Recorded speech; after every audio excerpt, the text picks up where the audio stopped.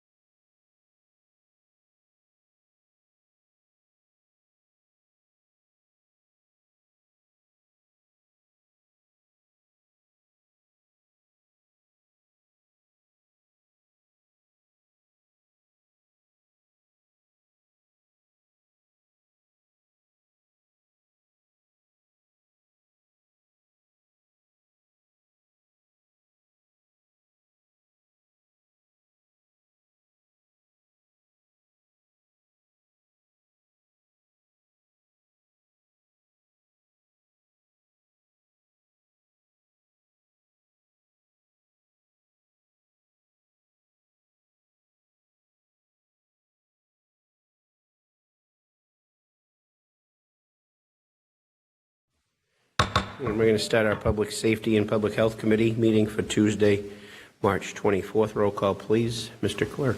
Chairman Hogan, absent. Councilor Field, Present. Councilor McLean, Present. Councilor Avery, Present. Councilor Matul, absent. Councilor Medjugorje. Present. One constable appointment. One council appointment, Jose Liria, 36 Graves Avenue, Lynn, Massachusetts. Mr. Lyria is present, and what's the wish of the committee? Make a motion to approve the Motion reappointment. to approve. Second. Second. Any discussions or questions for Mr. Lyria? None. All in favor? Aye. Opposed? That constable appointment, reappointment is granted, and it's ready now or Thursday? Thursday. It'll be ready Thursday morning in the clerk's office. Thursday morning, anytime after 8:30. Gracias. Thank you, you. Jose. Take care. Any other business? Make a motion to, oh, sorry. Business. No other business. We motion to adjourn? Make a motion to adjourn. You can. There we go. We got a second? Second. Second, all in favor to adjourn? Aye. Aye. Opposed? We are adjourned. Thank you. I'm the chairperson.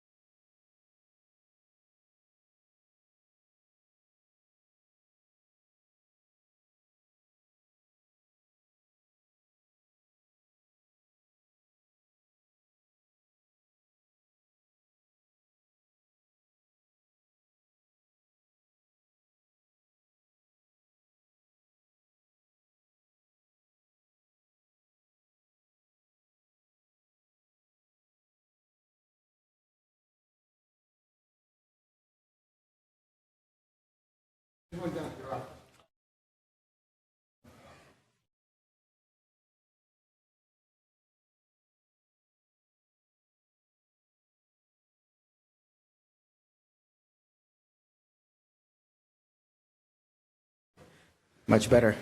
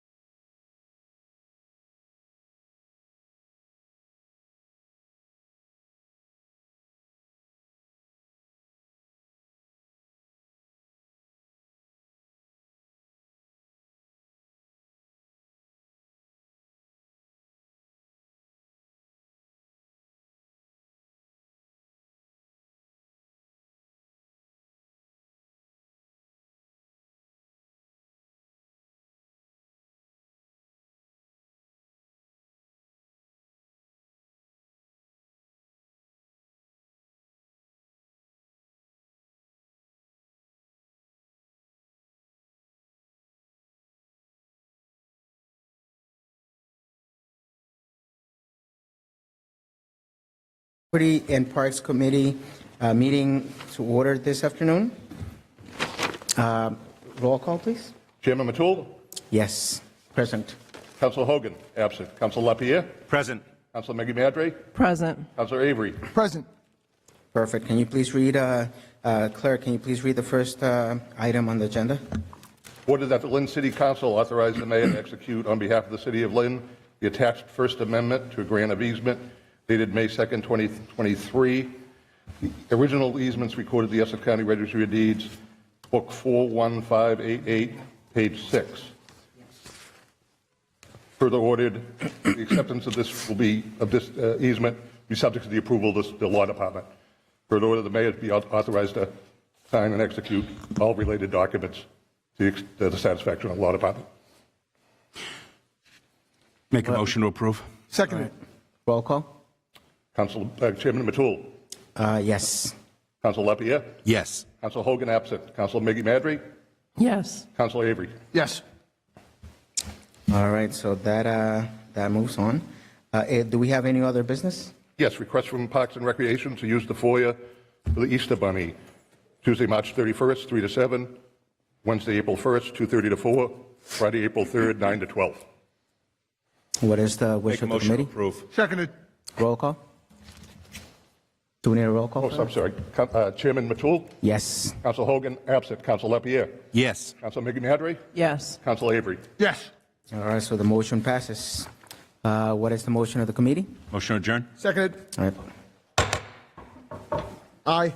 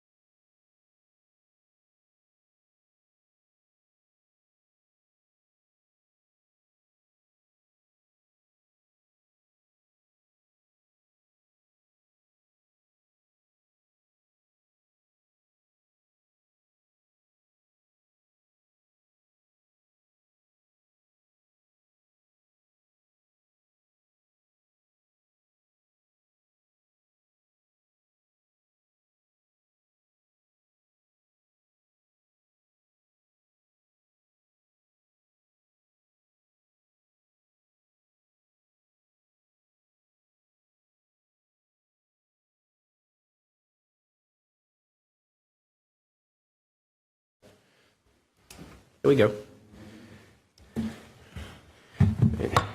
Licensing Committee for Tuesday, March 24th. Roll call, please.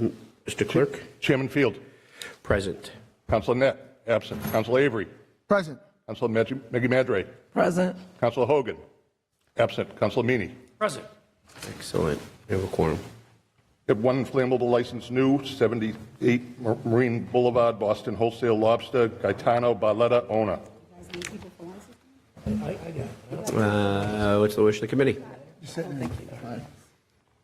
Approve. Motion approved. To approve.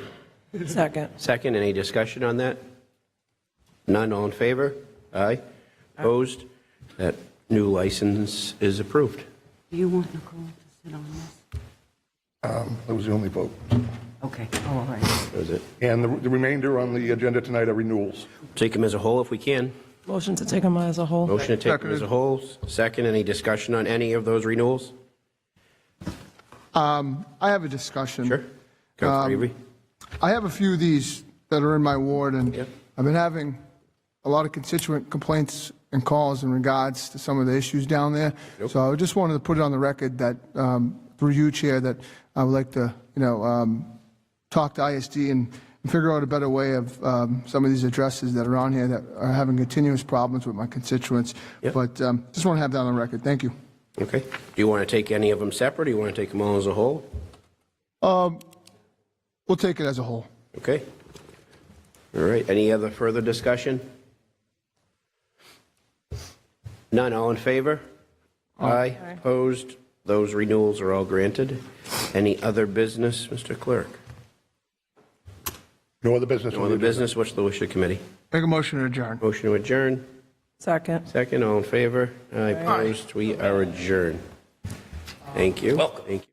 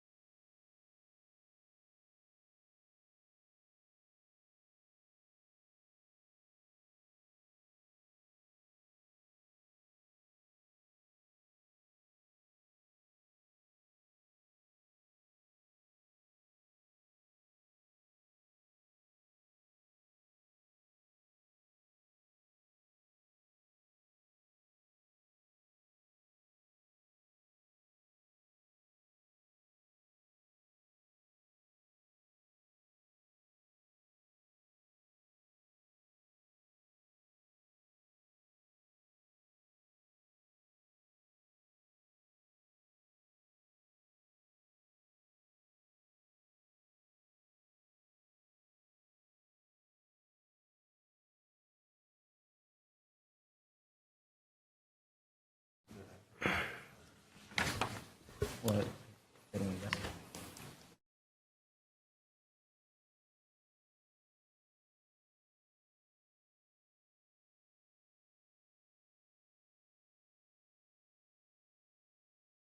evening, everyone. Welcome to the Ways and Means Committee meeting. Today is Tuesday, March 24th, 2026. Mr. Clerk, I call the meeting to order. Please roll call. Chairman Net. Present. Council Allenside. Present. Council Field. Present. Council Avery. Present. Council Matul. Could you please read transfers? $180,000 from the reserve expense to parking expense. Motion to approve. Seconded. Roll call, please. Chairman Net. Yes. Council Allenside. Yes. Council Field. Yes. Council Avery. Yes. Council Matul. Yes. $118,224 from the school stabilization fund to ISD school payroll. Motion to approve.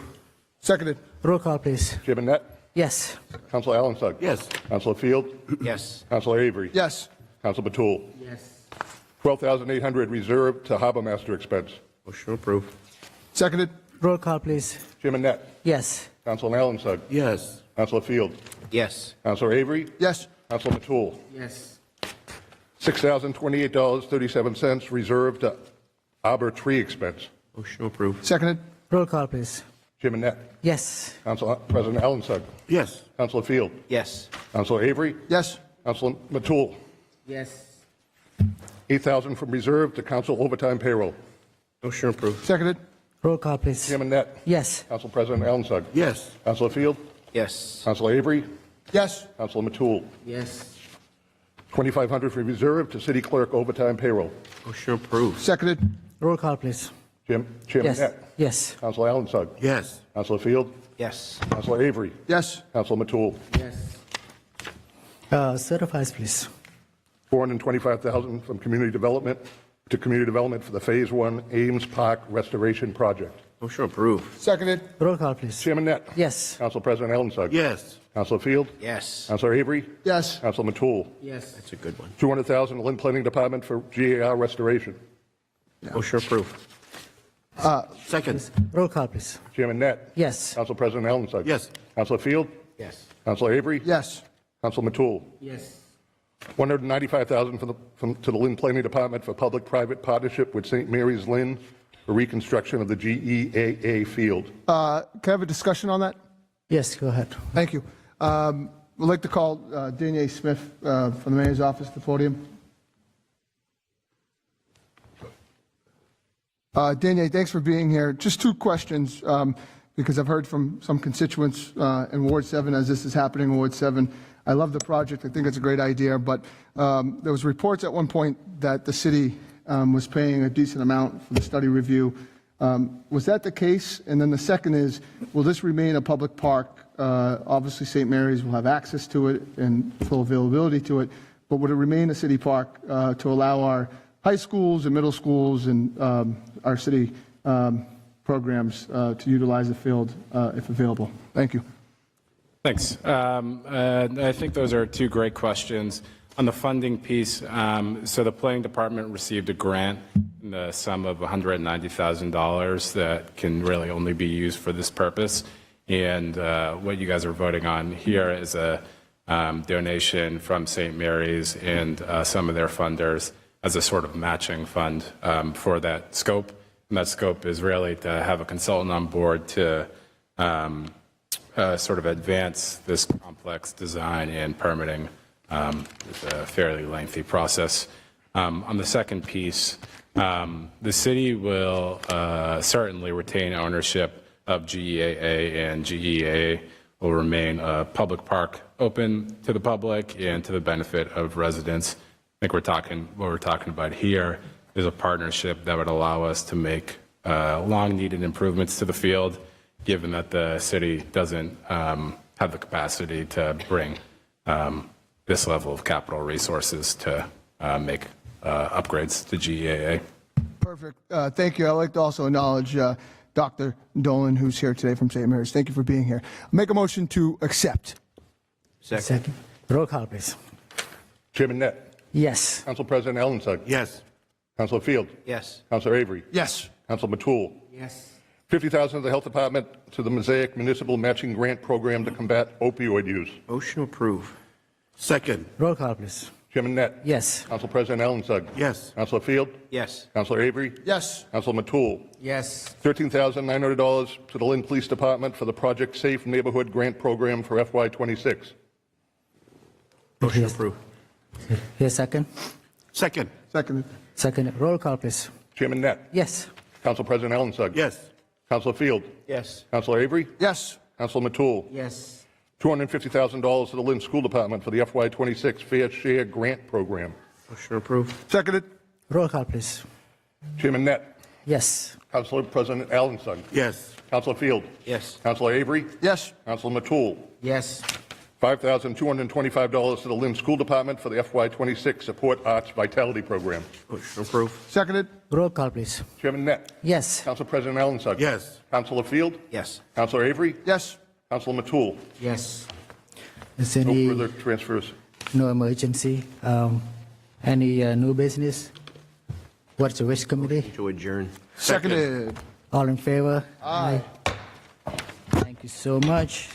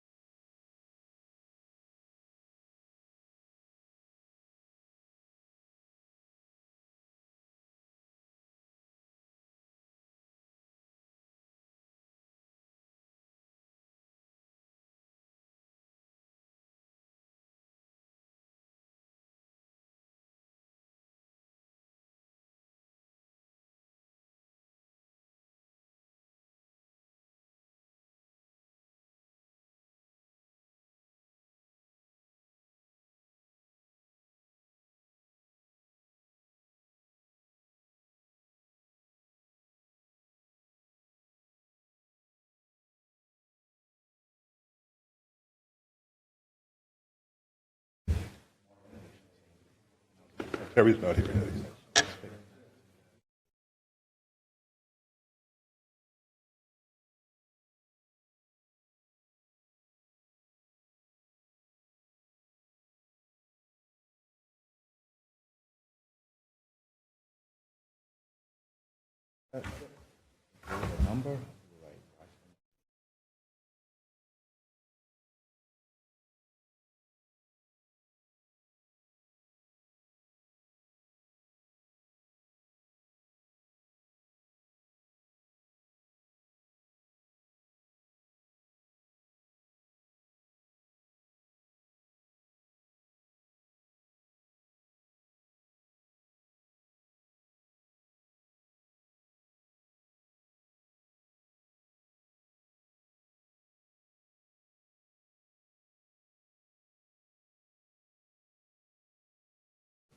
Communication.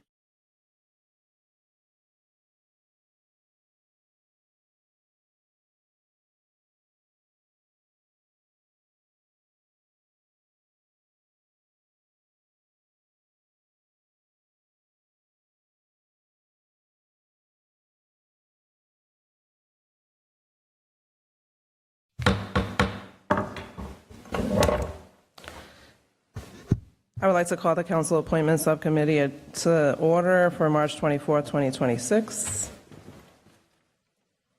Mr. Clerk, could you? Chairwoman Maggie Madre. Present. Council Hogan, absent. Council Matul. Present. Council Avery. Present. Council Paez, absent.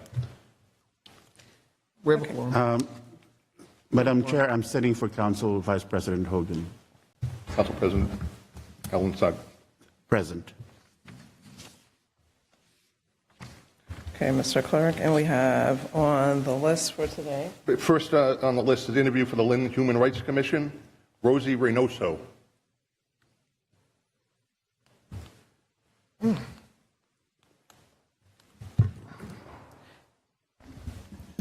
Hello, good evening. Hi, Rosie, welcome. Please introduce yourself and tell us a little bit about you.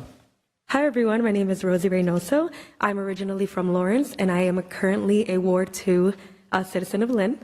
I am a high school teacher at KIPP Academy, where I am a teacher leader, a licensed ESL teacher, and a track coach. I've been living in Lynn for the last 8 years. I've built strong relationships with with people in the community, including parents, students, and my family also owns a business in the community, so I've been able to make good connections, good relationships, and I've learned a lot about this great city. Thank you. Could you tell us a little bit why you want to be on this committee, the Human Rights Committee? I want to be on this committee because I believe that I am a resource and an asset to my neighbors. I am bilingual, hablo inglés y español. I also do identify with a lot of the struggles that a lot of our residents face. As a first-generation student and immigrant from the Dominican Republic, I immigrated here when I was 3 years old, and I've been able to successfully navigate our American education system and other systems. And I currently teach ESL, in which I have developed a curriculum that has students identifying infrastructures in the world, in America, and teaching them how to navigate through these infrastructures in order to help them be successful. And I feel like I can also do that with adults. I've worked with adults and teaching them ESL, and so I'm able to relate to our constituents and also be a resource in which I can follow through. Great, thank you. Any of the council members have questions? Councilor Avery? Yeah, hi, Mr. Reynoso. I had the privilege of serving on the Human Rights Commission since it got established here in Lynn, and most recently as the chair of the Human Rights Commission before I became a city councilor. So this is close to me. This was my first commission, and a commission that I love dearly.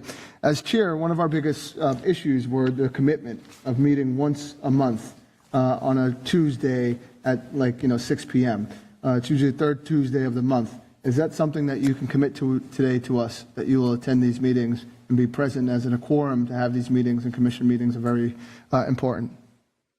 Yes, I can. Great. And then, yeah, thank you. I have your resume. I got to review your resume and everything. And also, I just want to mention, too, we do have about 4 applicants that applied for this position. We only have one spot open right now, but the mayor's office as well has a few spots open for this, and there's many other boards and commissions. So if you don't get lucky on this one, unfortunately, please don't give up. There's a lot, and we need a lot of people. So thank you so much, and good luck throughout the process. Thank you. And yes, I'd like any opportunity to serve the public. You got it. Thank you. Thank you, Council President. Thank you, Madam Chair. I would like to echo Councilor Avery's statement. I was just about to mention that as well.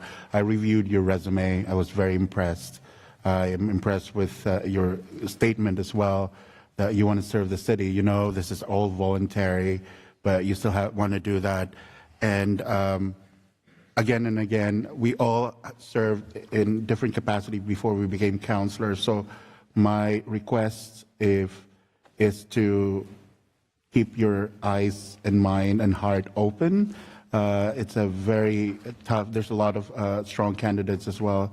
So please don't stop. We really want to see you serve in different capacity, probably different boards. I hope you'll make the Human Rights Commission, but if not, then there's other boards, and I really want you to do that.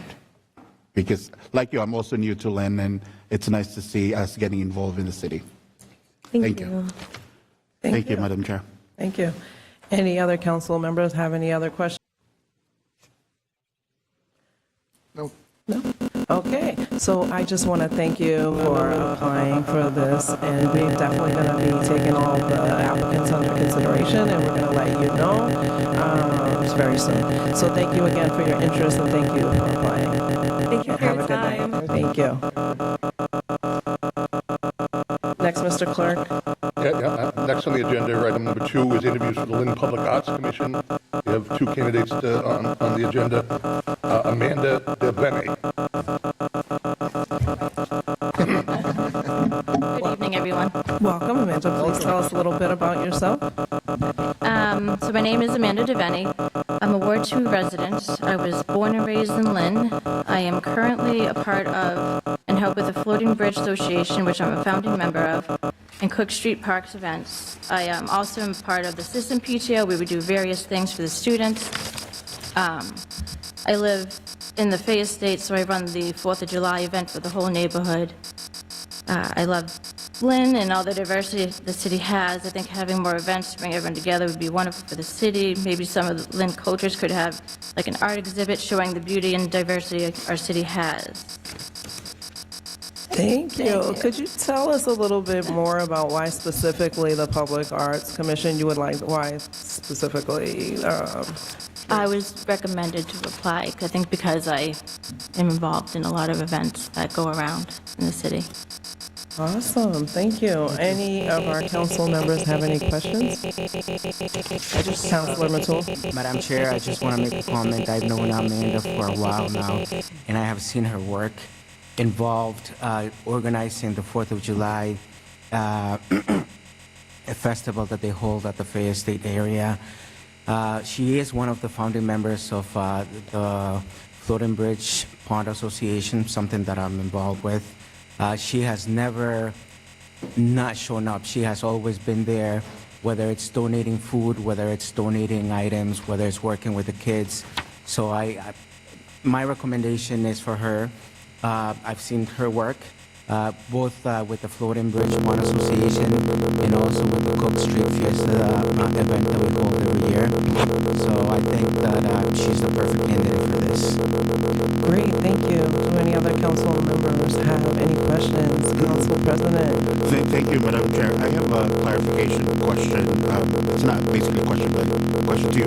How many did we interview for public arts already?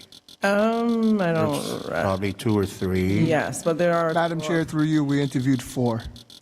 Thank you. You interviewed 4 the last time? Yes. And then there's in total. 4 in total. So There's 2 4 spots open. Oh, okay. Yes, Right. and there are 4 There's- spots open currently. Thank you. Sorry. Yes, but we interviewed 2 the last time, right? And then there's 3 now. That is 3. Okay. well, 1 person. That's all. True. Yes. Thank you. I have no Any questions. I other- also know the applicant is very active in the community as well. Thank you, Council President. Any other questions from the council members? Amanda, I just want to thank you for taking the time tonight and for your interest in this commission, and we'll be letting you know soon. All right, Thank you. Next, Mr. Clerk, we have.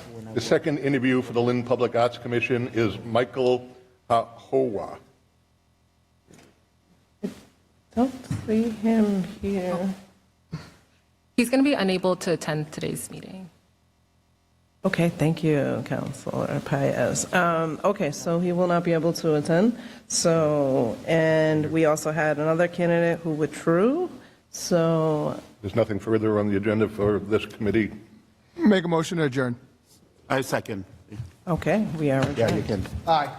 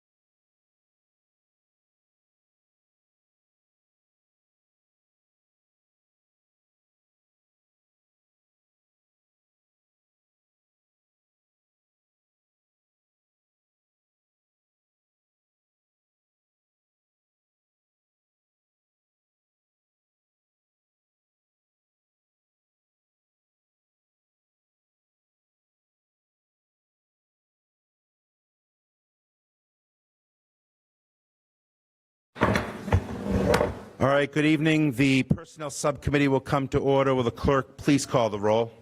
Chairman LaPierre. Present. Councilor Matul. Present. Councilor Hogan. Absent. Councilor Field. Present. Councilor Maggie Madry. Present. Councilor Avery. Present. I want to thank Councilor Avery for standing in for Councilor Hogan this evening during the subcommittee. This will be for the Assistant City Solicitor position, which, as you all know, is a council-appointed position. I'm going to have Mr. Russo, our Personnel Director, come up, take the podium, and give us an overview of the process and how we got to this point thus far. Mr. Russo.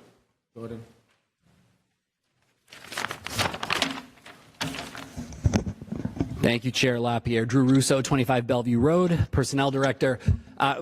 Thanks again for allowing the Personnel Department to participate in this process to hire an Assistant City Solicitor. This is a council appointment, and I know that this is a responsibility that all of you take seriously, and at least to get candidates for this position, we tried to follow as best we could the normal hiring process, and I think that that worked out very, very well, and you'll see the results of that tonight.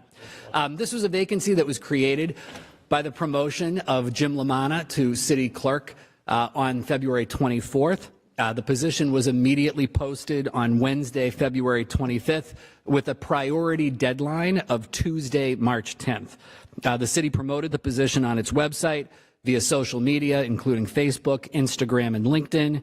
We advertised with the Massachusetts Municipal Association, and we also shared the posting with all who submitted applications. We had an assistant city solicitor position that was posted in late 2023 and early 2024 that for budgetary reasons we did not fill. We also reached out to the applicants that participated in submitting applications at that time. The posting also indicated that application review would commence that week of March 10th and continue until the position was filled. Interviews took place on March 13th and 17th. All five candidates, I should say, with active applications on those dates were offered an interview, with one of those candidates withdrawing prior to the interview taking place. The remaining 4 candidates were interviewed by Chair LaPierre in his capacity as chair of this committee, and our city solicitor, Attorney John Slattery. I also participated in the interviews and primarily served as the facilitator, which is what I do under the normal hiring process for the city. Of the 4 candidates interviewed, 2 are current Lynn residents, a third was from the South Shore, and the 4th candidate withdrew after their interview. I will also note that we did receive 2 additional completed applications after interviews were conducted. However, neither of those candidates are Lynn residents with legal experience that exceeds that of the 2 candidates that will come before you this evening. And I will say these 2 candidates are both well qualified. They have strong legal credentials, and they fulfill the residency preference in our charter. So, Mr. Chair, that is hopefully a good summary of the process. It was an excellent summary of the process. Thank you, Drew, and thank you to your office for spearheading this effort. Let's hear now from the first candidate going alphabetical, would be Maura Cronin. Ms. Cronin, would you please come up to the podium? And if you'd like, provide sort of an opening statement for us, and then you might field questions from the subcommittee. Good evening. Good evening, Council. Thank you for having me today. As Mr. Russo stated, my name is Maura Cronin. I am a Ward 7 resident. My husband and I bought our home here back in 2009, our first home, our last home. We are raising our 3 children here in the community. I am a proud Brandeis University and Boston College Law School graduate. I have dedicated the majority of my professional career to public sector work. I intend to do so, and I am excited for the opportunity to extend my interest in public sector to the community that I have come to love and call my own.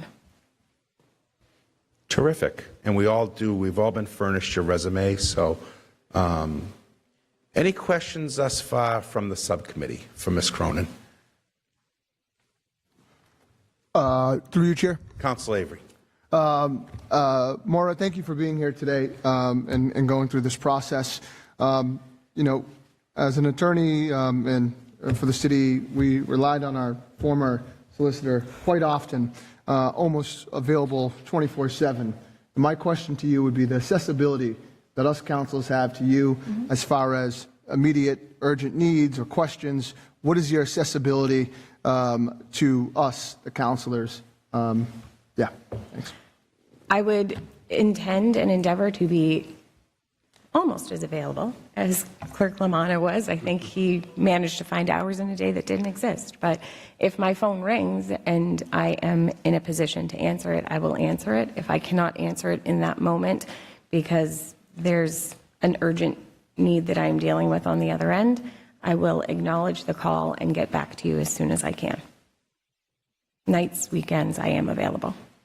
Great, thank you. Great. Just as a follow-up to Council Avery's question to you, it's paramount that the next assistant solicitor be available sort of right where Calvin's sitting, frankly, in that first row during proceedings like this one on Tuesday evenings when we do meet, which is twice a month, and sometimes the meetings will go into the night, for example, with subcommittee starting as early as 4 p.m., the council meeting at 6. It could go into the 8 or 9 o'clock hour, perhaps. Knowing that, will that be a problem in terms of your work-life balance in the evenings and so forth? No, that would not be a problem. I would not have gone along with this process if I weren't prepared to be here as late as needed on those Tuesday nights. Okay, great. Any other? Yes, Councilor Matul. A follow-up to what you asked, Mr. Chairman. Will you have another job outside, or are you going to be 100% fully dedicated to city? No, this would be my only employment other than mom. You don't have a practice that you're closing or any private? No, You've spent some time in the private sector and then in the public sector. Do you want to just give us a snapshot of what you're doing now in your work, current work? So I've been with the Office of Campaign and Political Finance for almost 15 years. I started as legal counsel. I'm now deputy general counsel. I would be leaving that job to come here. So currently in my role, I do a variety of things, investigations, answering phone calls to provide regulatory guidance to candidates, members of the public, writing advisory opinions, conducting hearings to investigate alleged violations of the campaign finance law, suggesting statutory changes, things of that nature. Okay. Are there any further questions from Council Field? Thank you, Chair. Attorney Cronin, one of the questions that hadn't been asked yet, I know, for example, since I was elected, Attorney Lamont has always been there to answer very specific questions from us. They've already mentioned any time of day, weekends, whatever, and it's strong legal advice to us. And I think during this past year, we saw some of that legal advice brought into question specifically for the Water and Sewer Commission. when there was an issue of a commissioner asking legal counsel that represents them their opinion on a matter. And it had to go around Robert's rules and what the ruling should be. How familiar are you with, first, our current city ordinances, the charter, Massachusetts law, and the Constitution, as far as advising us to, in your best ability to advise us, because we rely, not being an attorney myself or graduating law school, we certainly rely on that information before we can proceed with a lot of things that are brought before us as councilors in the city. So can you just touch on what familiarity you particularly have with those three that I mentioned, you know, city ordinance, state law, and U.S. Constitution? So I would say at the current time, I am more familiar with state law and Massachusetts and and federal constitutions. My intention would be, if I were to receive the appointment, to spend the time prior to starting becoming more familiar and comfortable with the city's ordinances, bylaws, et cetera, and the new charter, so that I could hit the ground running day one. Thank you. Thank you. Thank you. Councilor Maggie-Madry. Thank you, Mr. Chairman. Thank you, Ms. Cronin, for all that you've said so far. The question I have is, can you provide an example of a written opinion or a memo that you've drafted and its impact? So, as I think I mentioned in my application, the nature of my work is such that much of what I write is subject to grand jury secrecy, or it is ultimately signed by the director of my agency. So there aren't a lot of written opinions out there that, if you were to look them up, would reflect my signature. They would reflect my work. So if you're looking for something that reflects my work, but that perhaps doesn't have my signature, there was an advisory opinion a few years ago that related to the ability to use campaign funds to purchase personal protective equipment, meaning bulletproof vests, things like that, in case of an attack following the January 6th riots. That was an opinion that I wrote that was signed by the director of my agency. And I think that was incredibly impactful because it gave that candidate and that candidate's staff a sense of comfort in knowing that they had the flexibility to use their campaign funds in a way that was maybe not directly authorized by statute, but that was consistent with the intention of the statute and not otherwise prohibited by it. Great, thank you. I also have another question. Let's see. How do you explain complex legal concepts to non-lawyers such as city officials or department heads? I think it's a matter of breaking it down in your head first and going step by step and understanding that they need to get the foundation and then you need to build on it. There's no need to add something extraneous. If it's not relevant to their inquiry, you can flag it, but don't get stuck in the weeds. And I think that's really been my approach in dealing with the public and dealing with candidates thus far. I speak with them every day, and sometimes it's a 10-minute phone call, sometimes it's an hour phone call. And it's whatever it takes to make sure they have that foundation and that I've built on it to get them to where they need to be. Awesome. Can I ask one more question? Of course. We have time. So another question I had was, where do you see your career in the next 5 to 10 years? I never intended to leave my current job. My hope is always to find a place and find my place and make it my home. So I would expect that if I were to find a place here, it would become my professional home just as much as the city has become my family's home. Great, thank you. Excellent. No further questions? I also want to acknowledge my other colleagues who are part of the Council of the Whole but are listening in as well. Councilor Meany, Councilor Paez, Councilor McLean, Council President Ellingson, and Councilor Net have also joined these interview proceedings. Any other further questions from the subcommittee? Seeing none. Okay, thank you very much for your time, Attorney Cronin. All right, we'll continue with the candidacy of Mr. Attorney Gainey.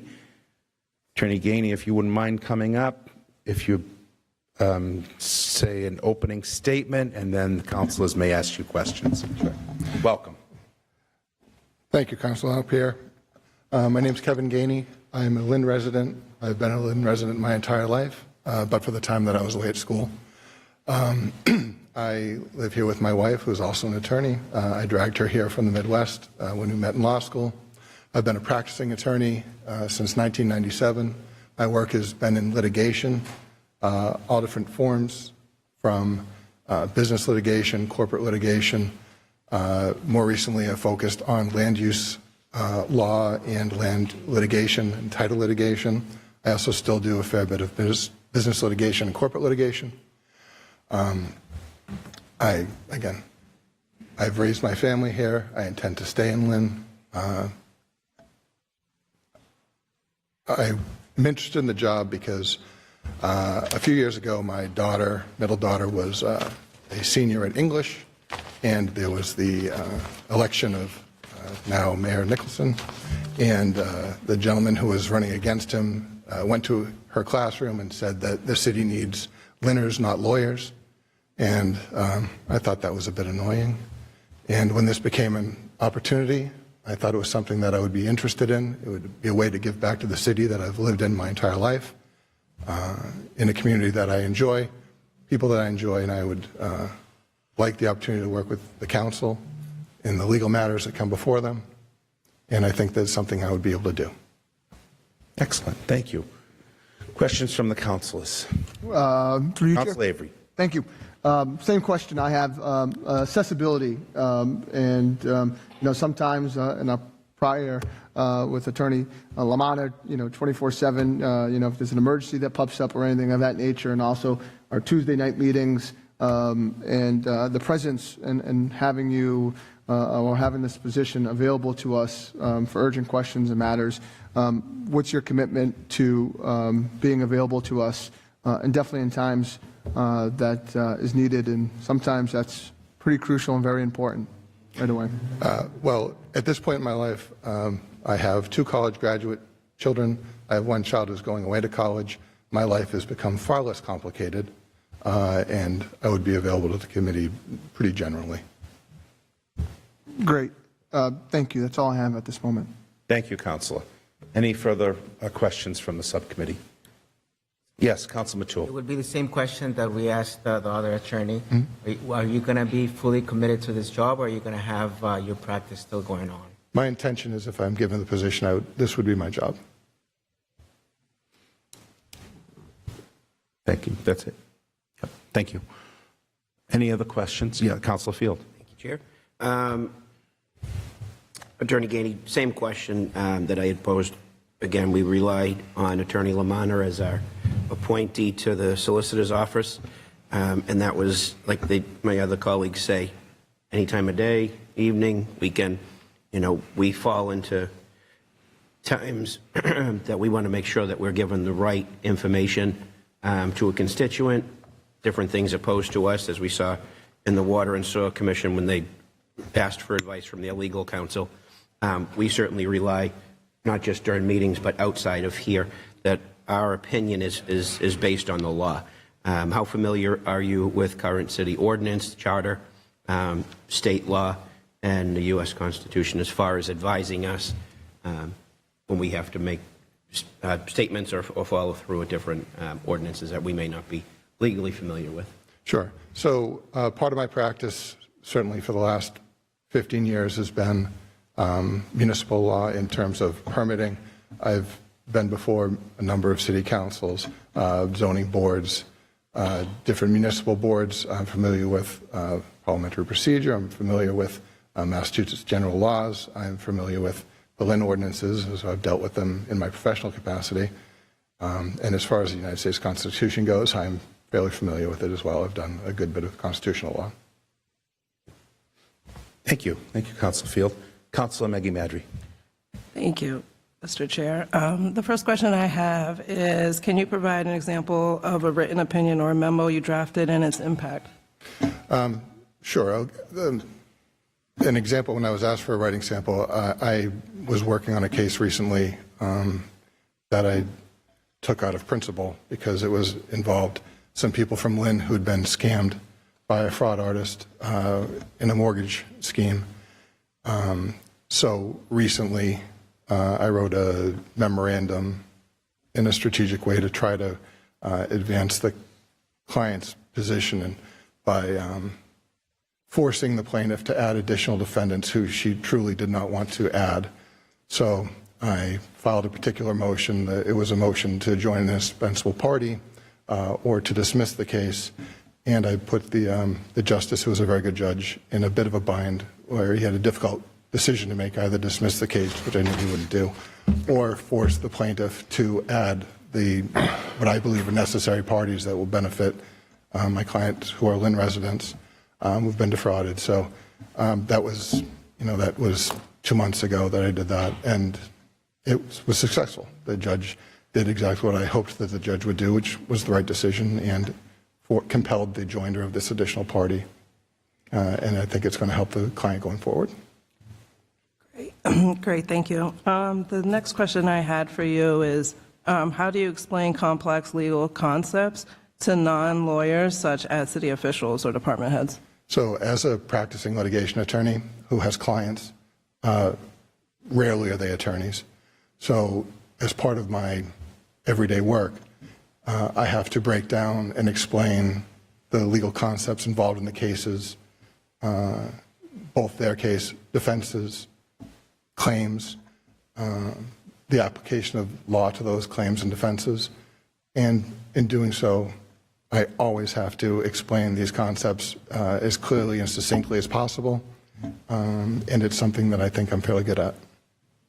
Great, thank you. And then the final question that I had was just, where do you see your career in the next 5 to 10 years? I think that's going to depend largely upon the decision of this council. If I'm given the job, I believe in 5 years I would still be practicing as an attorney for the city. Great, thank you. Thank you, Councilor. Any other questions? Seeing none. Thank you, Mr. Gainey, for participating tonight. Thank you very much. All right, moving forward, as this committee knows, we are a recommending committee to the Council of the Whole. And having concluded the interviews, I think it is, I think with both candidates being of such high quality, I think a motion is in order. And I'd like to make a motion to recommend Maura Cronin out of the subcommittee.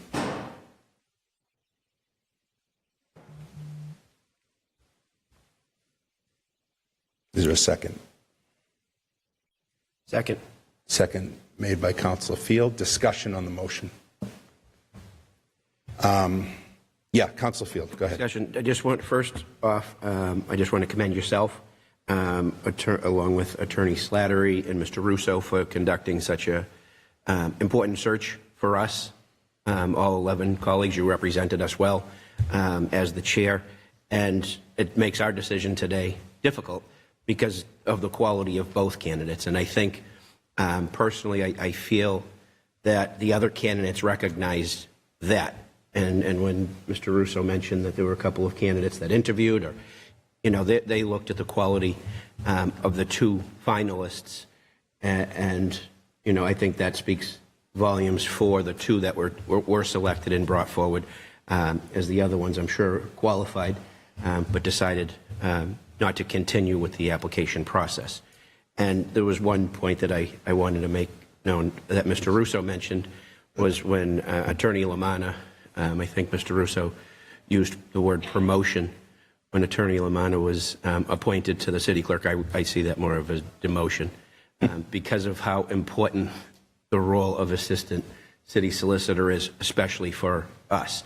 And I mentioned how much, and other colleagues mentioned how much we rely on the legal expertise to advise us. And I know Attorney Lamanna, since I've been elected, has made me and others look better than we really are, and more knowledgeable, especially, than we probably are. answering these questions, these difficult questions sometimes, and ordinances, and how to improve on what's there from our forefathers, and what we need to do to improve moving forward in our current community. So thank you, Mr. Russo, thank you, Attorney Slattery, for bringing two very qualified candidates forward to replace someone that we've relied on so greatly. So thank you. Thank you, Councilor Field. Any other comments during discussion of the motion? I would just say as well, echoing my colleagues' sentiments, this is a very difficult decision for us, both of high-quality candidates, but speaking on behalf of and the motion of Attorney Cronin, I appreciated the skill set of trying to have a well-rounded legal office. As many of you know, John Slattery, appointed in January by the mayor, has been without attorney help in a lot of ways since we sort of usurped Mr. Lamanna here as our clerk, and particularly with the retirements that happened right before the new year, that office is in flux, and put together the whole move and the whole transition. We're looking to stabilize that office and stabilize it relatively quickly, and I feel like this is the best candidate to do that. It's historic in a way. It will complement the other attorneys on staff with her candidacy, and that's by way of my motion and some of the thought behind recommending her to the full council later this evening. Any other comments under discussion? Seeing none, can we have a roll call on the candidacy of Attorney Maura Cronin moving on to the full council? Chairman LaPierre. Yes, Maura Cronin. Councilor Matul. Yes, Maura. Councilor Field. Yes, Attorney Cronin. Councilor Meggie Madre. Yes, Attorney Maura Cronin. Councilor Avery. Attorney Maura Cronin. Any other motions?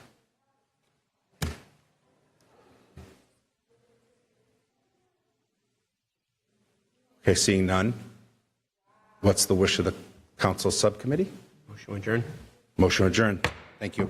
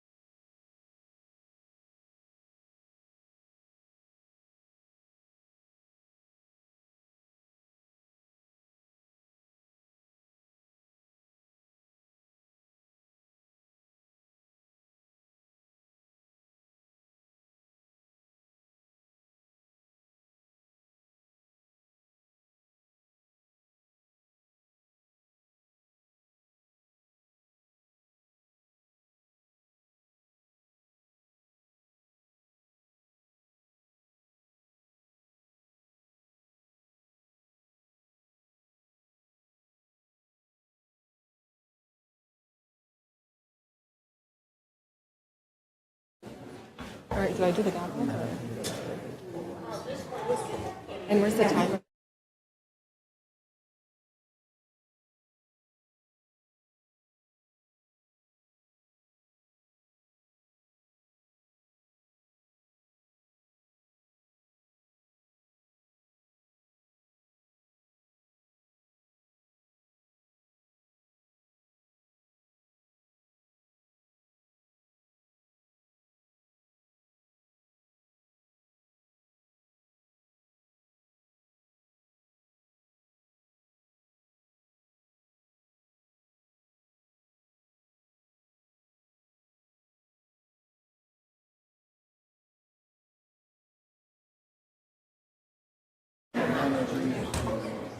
Like this too?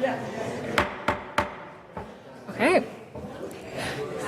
Good evening, everyone. Okay.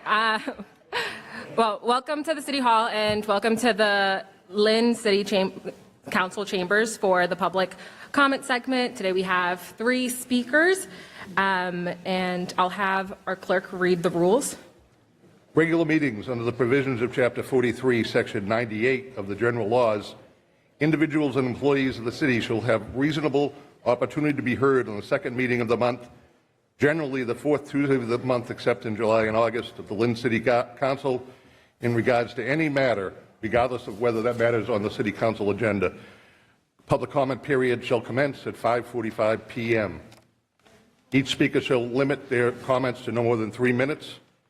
No more than 5 speakers shall be permitted to speak during the public comment period unless this rule is waived by a majority of the full City Council. An individual may sign up to speak before the City Council online via the city's website. If there are still available speaking spots after the online sign-up, an in-person sign-up sheet will be available in the Council chamber on the day of the public comment. The individual should indicate their name, their address, and the subjects they are planning to address. Individuals will be heard in the order they are signed up. Once 5 speakers have been signed up for a particular meeting, no further requests to speak shall be accepted. Public comment is limited to Lynn residents only, unless their rules are suspended. Please note that these rules do not apply to public hearings which are governed by state law. Public testimony is not a public hearing or a question and answer period. An individual may request the assistance of an interpreter when they sign up to speak. Residents who are unable to attend the meeting due to disability may sign up for one of the 5 sign up as one of the 5 speakers and forward their comments via email or regular mail to publiccomment@lynnmass.gov. Speakers must always remain within the bounds of decorum. Individuals will be allowed to deliver their address without interruption. During any public comment period, there shall be no direct reply to the speaker or comments from the council members or city's appointed officials. The council will rotate who shall provide the public comment period as chairman. No one shall delay, disrupt, or interrupt the council proceedings. No person in attendance shall disrupt or interrupt any person who is speaking. No speaker may physically threaten any elected or appointed city official or member. No individual is permitted to speak at successive public comment meetings to ensure voices of as many residents are heard.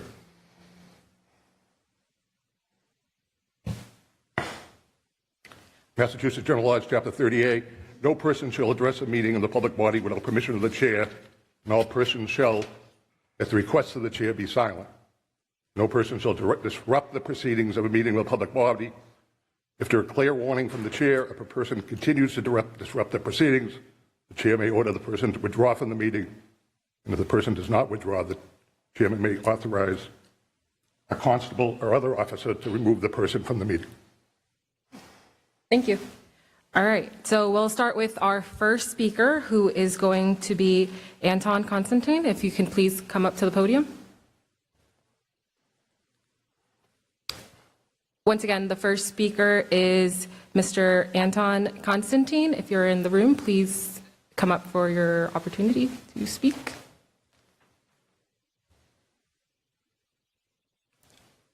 Well, I guess we'll move on to the next speaker, and that is Michael Brownell. I'm going to read this on behalf of Mr. Brownwell. I'm sorry, I lost the context, so I'm having trouble seeing. I'm not usually one to raise concerns in a public forum, but what I witnessed this morning on my way to work left me deeply frustrated as a homeowner, taxpayer, and resident of the city of Lynn. The decision to lift the parking ban at 6 a.m. created significant and unnecessary risk. From a public safety and risk management perspective, this was an alarming choice. A more measured approach similar to one other cities of Boston and Revere implemented would have been allowed crews additional time to address unsafe road conditions and ensure safer travel for residents. I live on a hill and the roadway was so slick that I had to use my emergency brake to descend safely and avoid sliding into a fence, despite driving a four-wheel vehicle. Many roads were still snow-covered, and throughout the day there were multiple reports of vehicles, including waste management trucks, becoming struck. It's disheartening to see neighboring cities such as Revere, Peabody, and Salem, communities comparable in size, demonstrate stronger snow removal operations. I intentionally exclude smaller towns like Swampscott and Saugus to avoid the comparison being used as justification. As a taxpayer, I'm generally asking, why can't our DPW be provided with the resources it needs to operate effectively? What steps can be taken to secure additional contracted plows or otherwise increase snow removal capacity? I've lived here for 10 years, and I try to be patient and reasonable, especially after the challenge of the January storm. However, it feels necessary at this point to voice these concerns and ask for greater accountability. Thank you for your time and attention in this matter. Respectively, M. Browell, 27 Pleasant View Avenue, Lynn, Mass. 01902. Thank you. And the next speaker, and forgive me if I mispronounce your name, is Robin D. Pierre Luis. If you could please come up to the podium.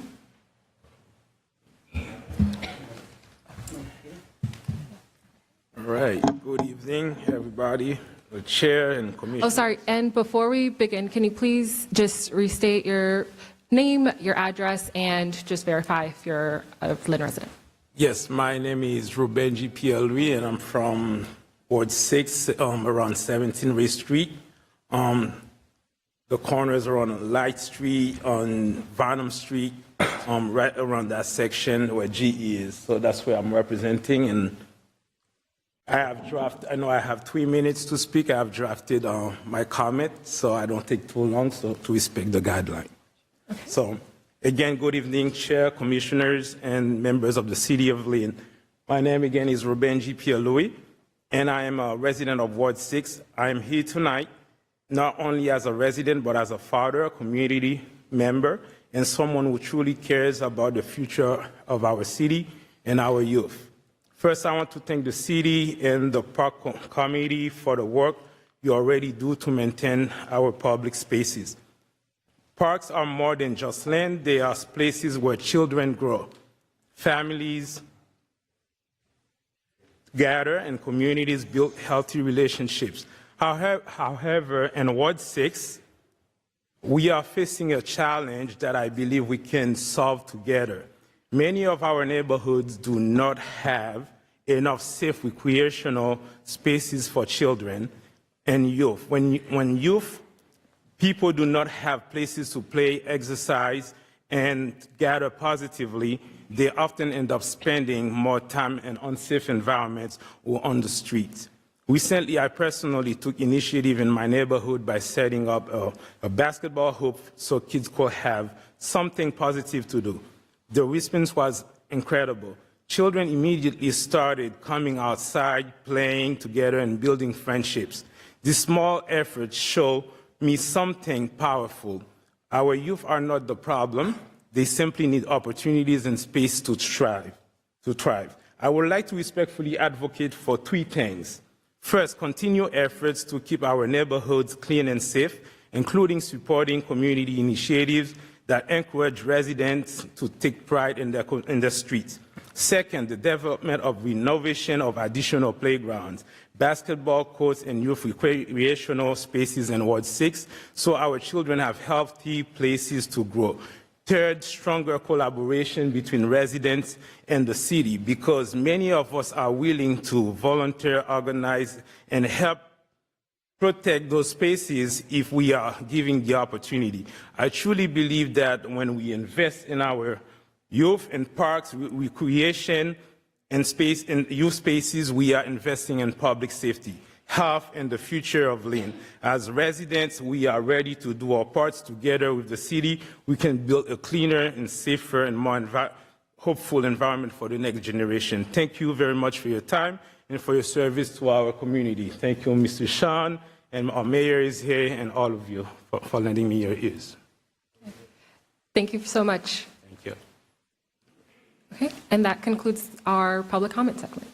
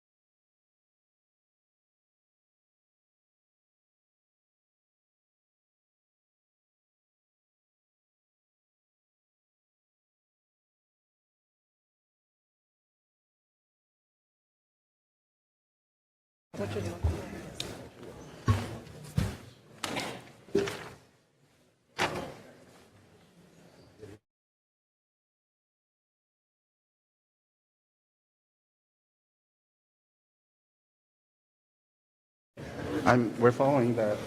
Yep. All right. Yes. Where's my counselors? Right. Yeah. Oh, mine's It's- after. Yours.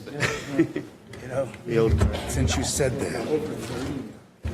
Yeah, a little bit, definitely.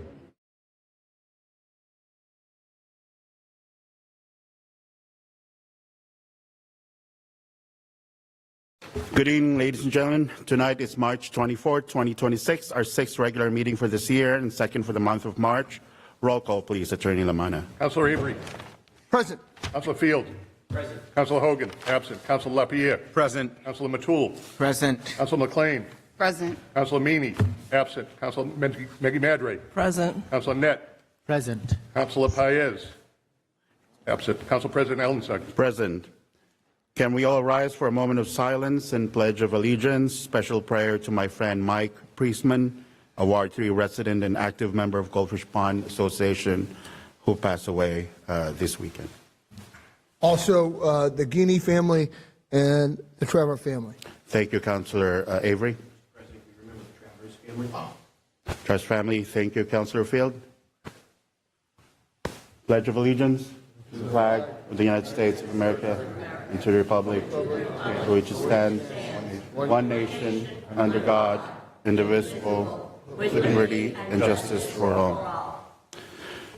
Thank you very much. Just want you guys to know that Councillor Vice President Fred Hogan is out sick.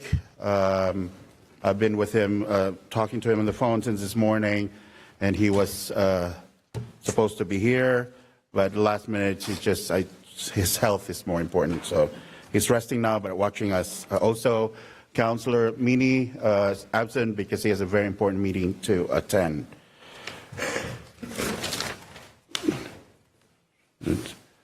Okay, accept minutes for March 10, 2026.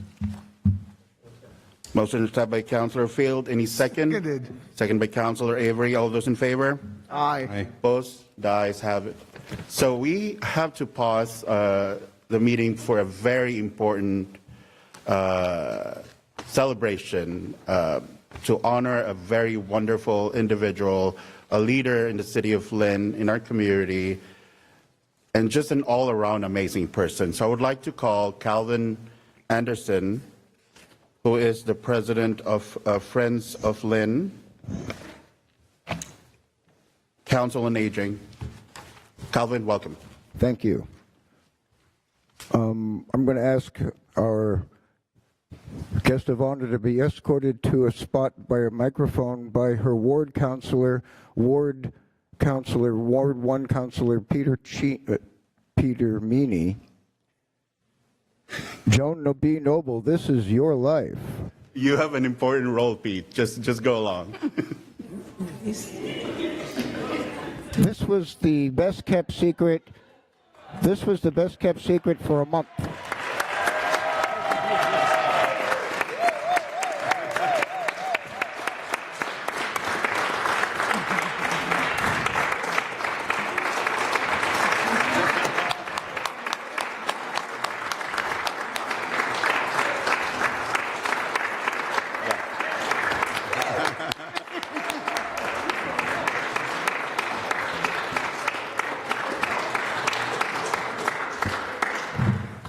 Joan B. Noble, this is the best kept secret because we've postponed this now for a month, twice. Two meetings ago was the blizzard. You couldn't come. And then 2 weeks ago, your daughters were on vacation by coincidence. So everybody's been ready, and we're ready for your fading tonight. May I ask everybody who wants to come down and sit here or surround Joan over in this side, because, you know, Councillor Alan Sugg is going to want his photo ops later, and we can just get it now. But it's tough for Joan to get up to the dais, so why not we all come down and join her here? Come on, Brian, herd him over. Family, friends, get on this side of the rail if you like. Yes. Anyway, let me read a little bit. Joan B. Noble, we, your friends and family, are here to honor you for your years of devotion to our senior citizens population by serving as president of the Friends of the Lynn Council on Aging for over 15 years, and for your devotion to seniors throughout the Commonwealth and advocacy through your membership in Mass Senior Action. Your years at the helm created the basic fundamentals of the Friends as a financial gift support organization to augment the budget of the Lynn City Council on Aging and Senior Center. And I've taken over as chair because we did the thing at the right, when we did some house cleaning to our bylaws back in November, we made Joan the first and last president, and we turned the term to chair and vice chair now. So I want to present Joan tonight with the first official letterhead support with your name permanently there as Emerita. Here it is. At the bottom it says,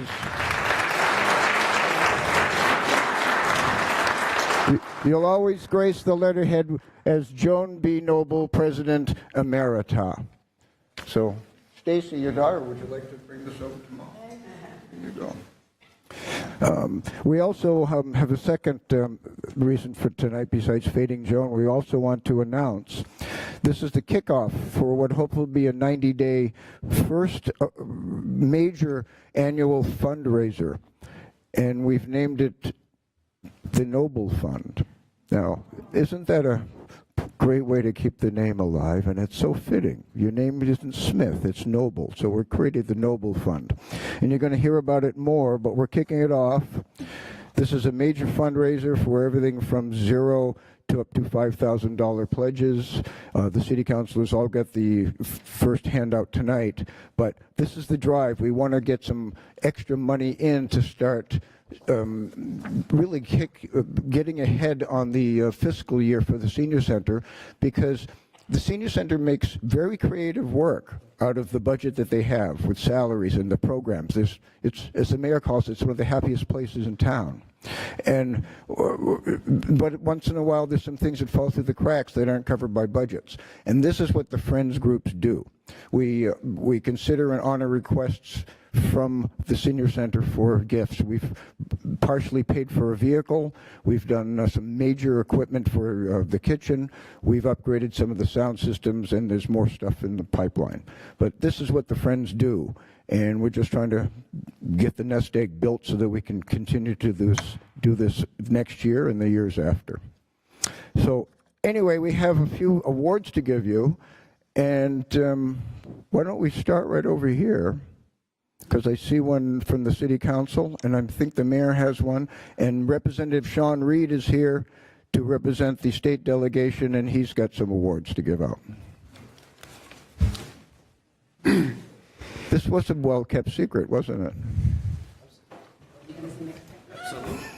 Thank you so much, Calvin. I'd like to thank the Lynn City Council for hosting us this evening, and on behalf of the city, I want to offer my most sincere congratulations and appreciation to Joan B. Noble in recognition of your unwavering dedication and commitment to the senior community in the city of Lynn and your more than 15 years as president of the Friends of the Lynn Council on Aging.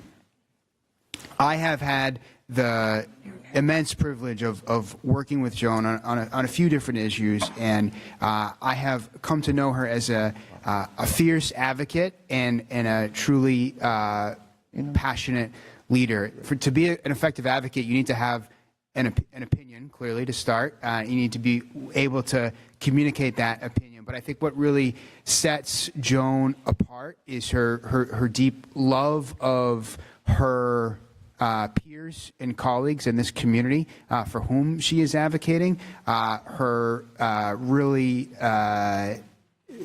tangible patriotism and love of country, which I've seen come through in her advocacy for veterans in our veteran community, and also her interest in building coalitions. It's one thing to have an opinion, to push it. It's another thing to rally others around that vision, and Joan has been adept at that. When you add that to her administrative skills, which she's demonstrated on the Friends, you have someone that's really left an indelible imprint on this community, and particularly in service of our seniors and in service of our veterans. So I just want to share my deepest appreciation and admiration for Joan Noble. Thank you for all that you've done.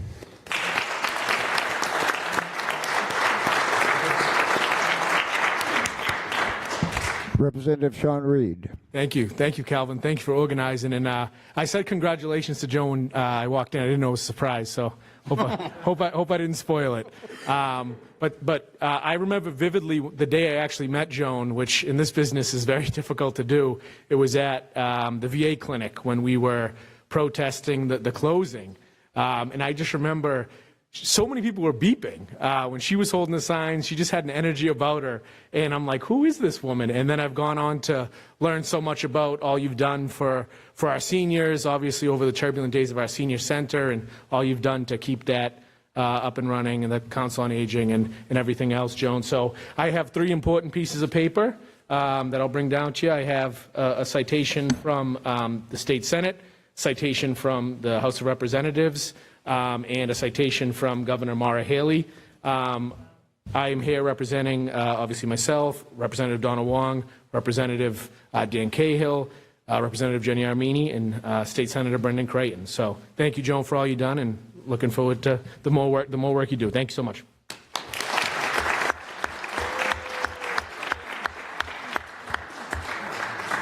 Thank you, Rep. Reed, Mayor Nicholson, Council President Allen Sung. Thank you, Calvin, for helping organize today's special acknowledgement of Mrs. Noble.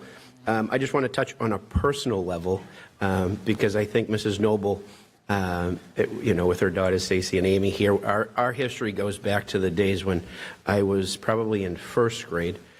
She probably knew me before I knew her, from our old St. Michael's Polish Catholic Church days. And when you're that young, there's people that you look up to. And church years ago was a very important part of the Polish community here in Lynn. And just like was mentioned by Mayor Nicholson and Rep. Reed and Councilor Allen Sung and yourself, Calvin, the advocacy that Mrs. Noble has presented, and it's not just with veterans, and where she finds the time for her seniors and for the church community. I'll tell you this, that St. Michael's stayed open for years, longer than it probably would have, if she wasn't at the forefront advocating on behalf of the Polish Catholic community here in the city of Lynn and in the surrounding communities that looked at St. Michael's as their home. And on a more personal level, public speaking was not something that I had any interest in growing up. And there was a Christmas pageant every Christmas Eve at church that Mrs. Noble and her late husband Guy organized for the Sunday school at church. And each year, every student in that Sunday school, myself included, and past President Walsh and his family, that I felt I was getting taken advantage of, because I always had a lead role that was never selected by me. It was selected by Mrs. Noble. And I thought I really outsmarted it one time when it was an option to serve as an altar server or become part of the pageant. And I was, Father Zastavny told me that I could be an altar server that particular Christmas Eve. And somehow behind the scenes, Mrs. Noble worked it in that I could be I could serve as an altar server, but I also had to be the narrator. So it's people like her that believed in young people like me and that advocate for everything that everybody's here has mentioned, and probably other groups that haven't even been mentioned yet. And she knows, when she puts her heart and her soul behind everything, the community of Lynn has benefited greatly. So today is a true honor for myself, Council President Allen Sung, Vice President Hogan, and all our colleagues on the Lynn City Council to acknowledge you for everything that you've done. And the citation reads, the Office of the Lynn City Council offers their sincerest congratulations to Joan B. Noble in recognition of your tireless advocacy on behalf of the senior community in Lynn as a member of Mass Senior Action and President and Friends of Lynn Council on Aging for 15 years. The Lynn City Council acknowledges your accomplishments, dedication to the community, and overall excellence. Serves as an inspiration for all to follow. On behalf of our grateful and proud city, we bestow this official citation, dated today, March 24th, 2026, and it's signed by all 11 city councilors. Mrs. Noble, thank you so much for everything you've done. Our next presentation is from a long-term member of the Friends of the Council on Aging, Cheryl Langmuir, right? Yes. She's going to read a letter that sums up pretty much in one nice brief letter what's on the minds of the national delegation. Oh, and then there's some flowers for you from the Friends. And a plaque, I think. And a teddy bear. Buffy Montero's here, too. These are two members of the Friends.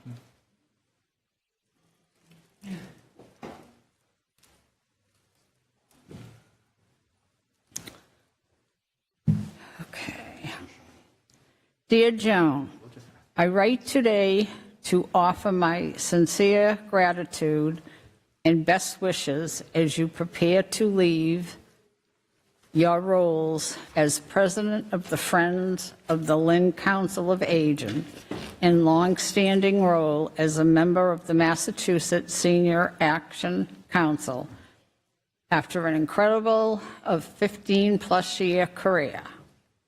Your service to the community has truly been exceptional, reflecting a deep and commitment that is rare.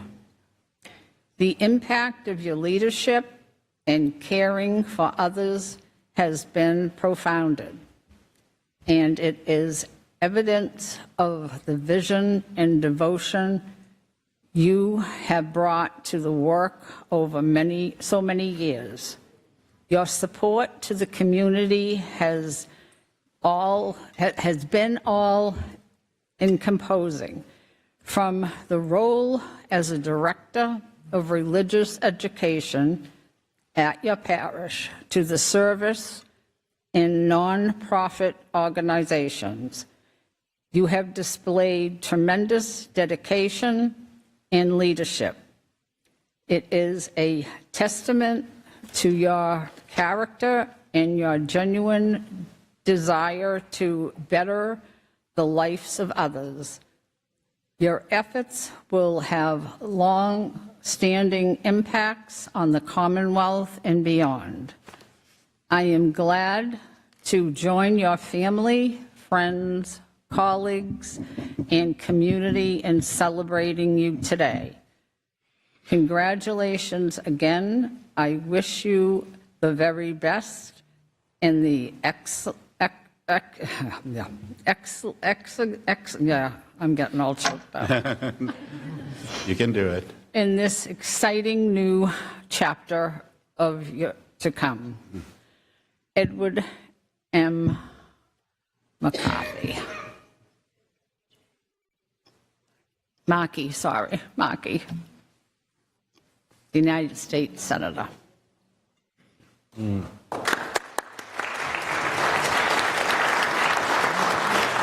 think I want him. Sneak in and go over. Thank you, everyone. I would like to request the councilors and the family to join us, or anybody who wants to join us for a group photo. We have two more from Congressman Moulton and Senator Warren. Would like to thank Senator Warren and Congressman Moulton for the citation given to Mrs. Noble.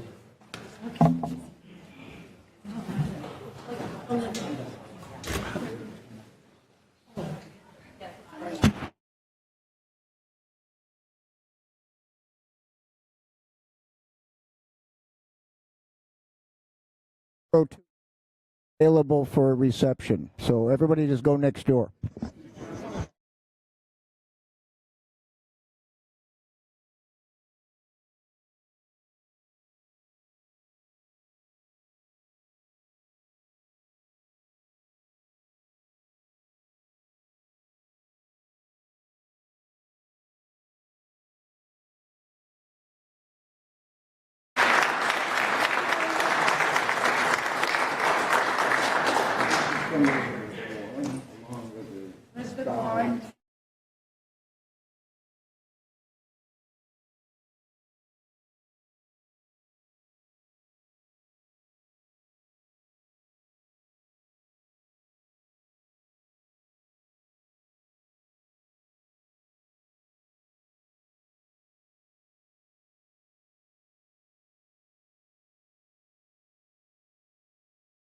Oh my God.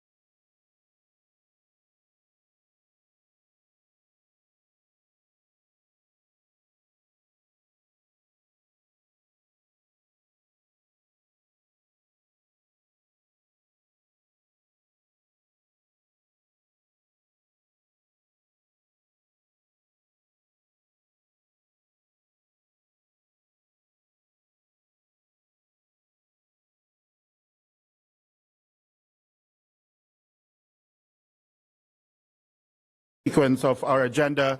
Since the mayor's here and everyone's is here, we have another citation.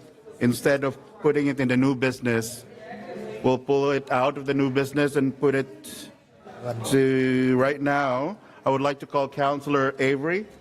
Councillor, take it away. Thank you.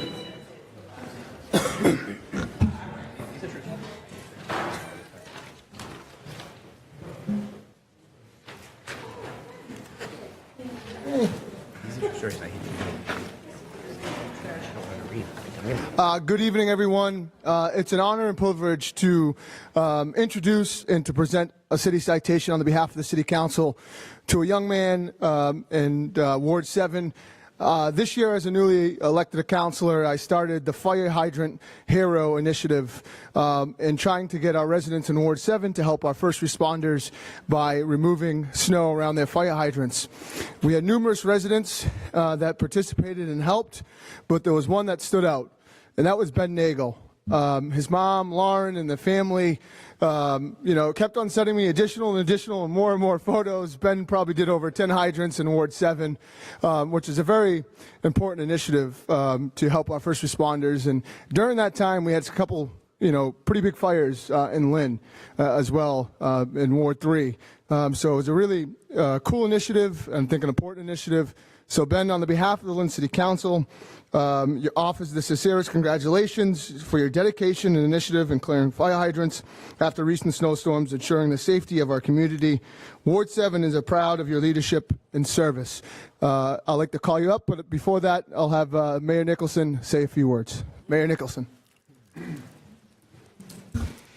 Thank you, Councilor Avery. Thank you to the council for hosting this. It really just a wonderful opportunity to recognize a young person who clearly values public safety and community and public service, and is so inspiring to see that example emerge in our young leaders. And I'm honored to be able to present this mayoral certificate to Ben Nagel in recognition of your proactive efforts to ensure community safety by clearing snow-covered fire hydrants during the snowstorm this winter.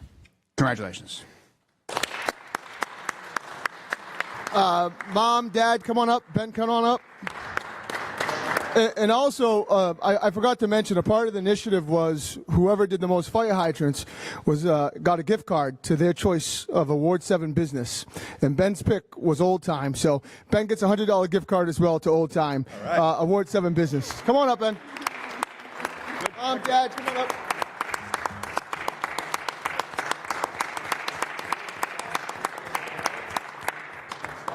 What was that?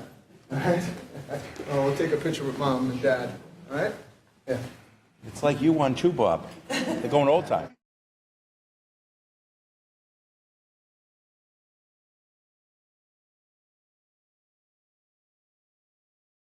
Ready? He sure is.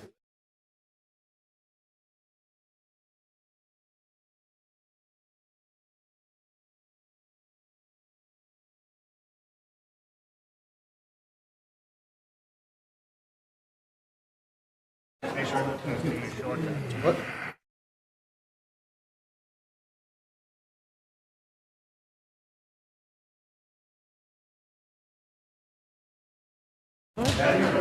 Better you on duty for May. Right? Yeah. And you can stand right here on the podium. Yep. Yeah.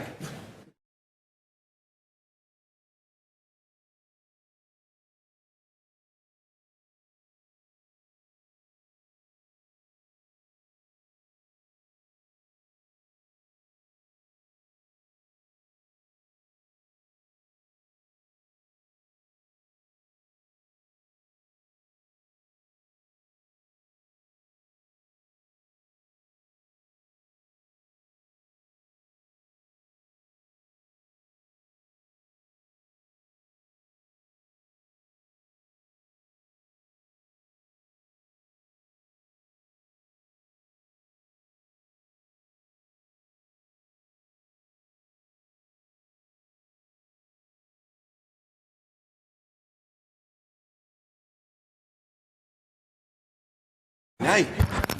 I'm trying to help you.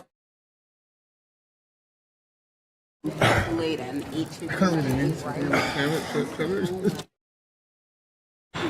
All right, let's continue, everyone.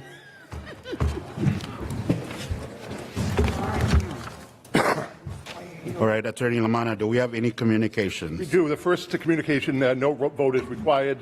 Dear Clerk Lamanna, Andrew J. Hall has submitted his resignation as Commissioner of the Department of Public Works, effective March 27, 2026. Pursuant to Section 3.4 of the Lynn City Charter, I designated Michael J. Donovan to perform the duties of the Commissioner of the Department of Public Works, beginning March 28, 2026. As Mr. Donovan has previously served as Commissioner of the Public Works, I certify that he's qualified to perform the duties which will be required, and I make this designation solely in the interest of the City of Lynn.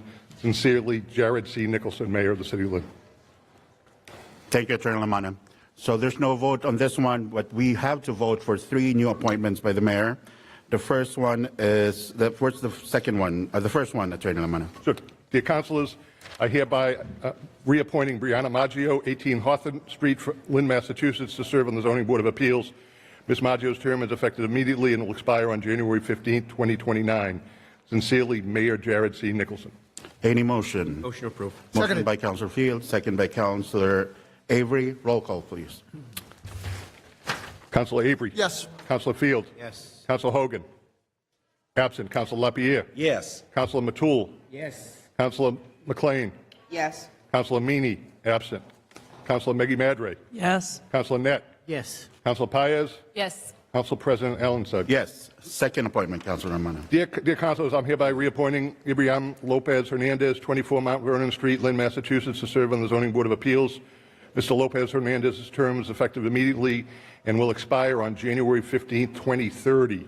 Sincerely, Mayor Jared C. Nicholson. Any motion? Motion to reappoint. Motion by Councilor Paez. Seconded. Second by Councilor Avery. Roll call. Councilor Avery. Yes. Councilor Field. Yes. Councilor Hogan. Absent. Councilor Lapierre. Yes. Councilor Matul. Yes. Councilor McLean. Yes. Councilor Meany. Absent. Councilor Meggie Madre. Yes. Councilor Net. Yes. Councilor Paez. Yes. Council President Allenside. Yes. Third appointment, Councilor Lamanna. Thank you. Dear councilors, I'm hereby appointing Gildado Alzate, 2 Harris Road, Lynn, Massachusetts, to serve on the Affordable Housing Trust Fund Board of Trustees.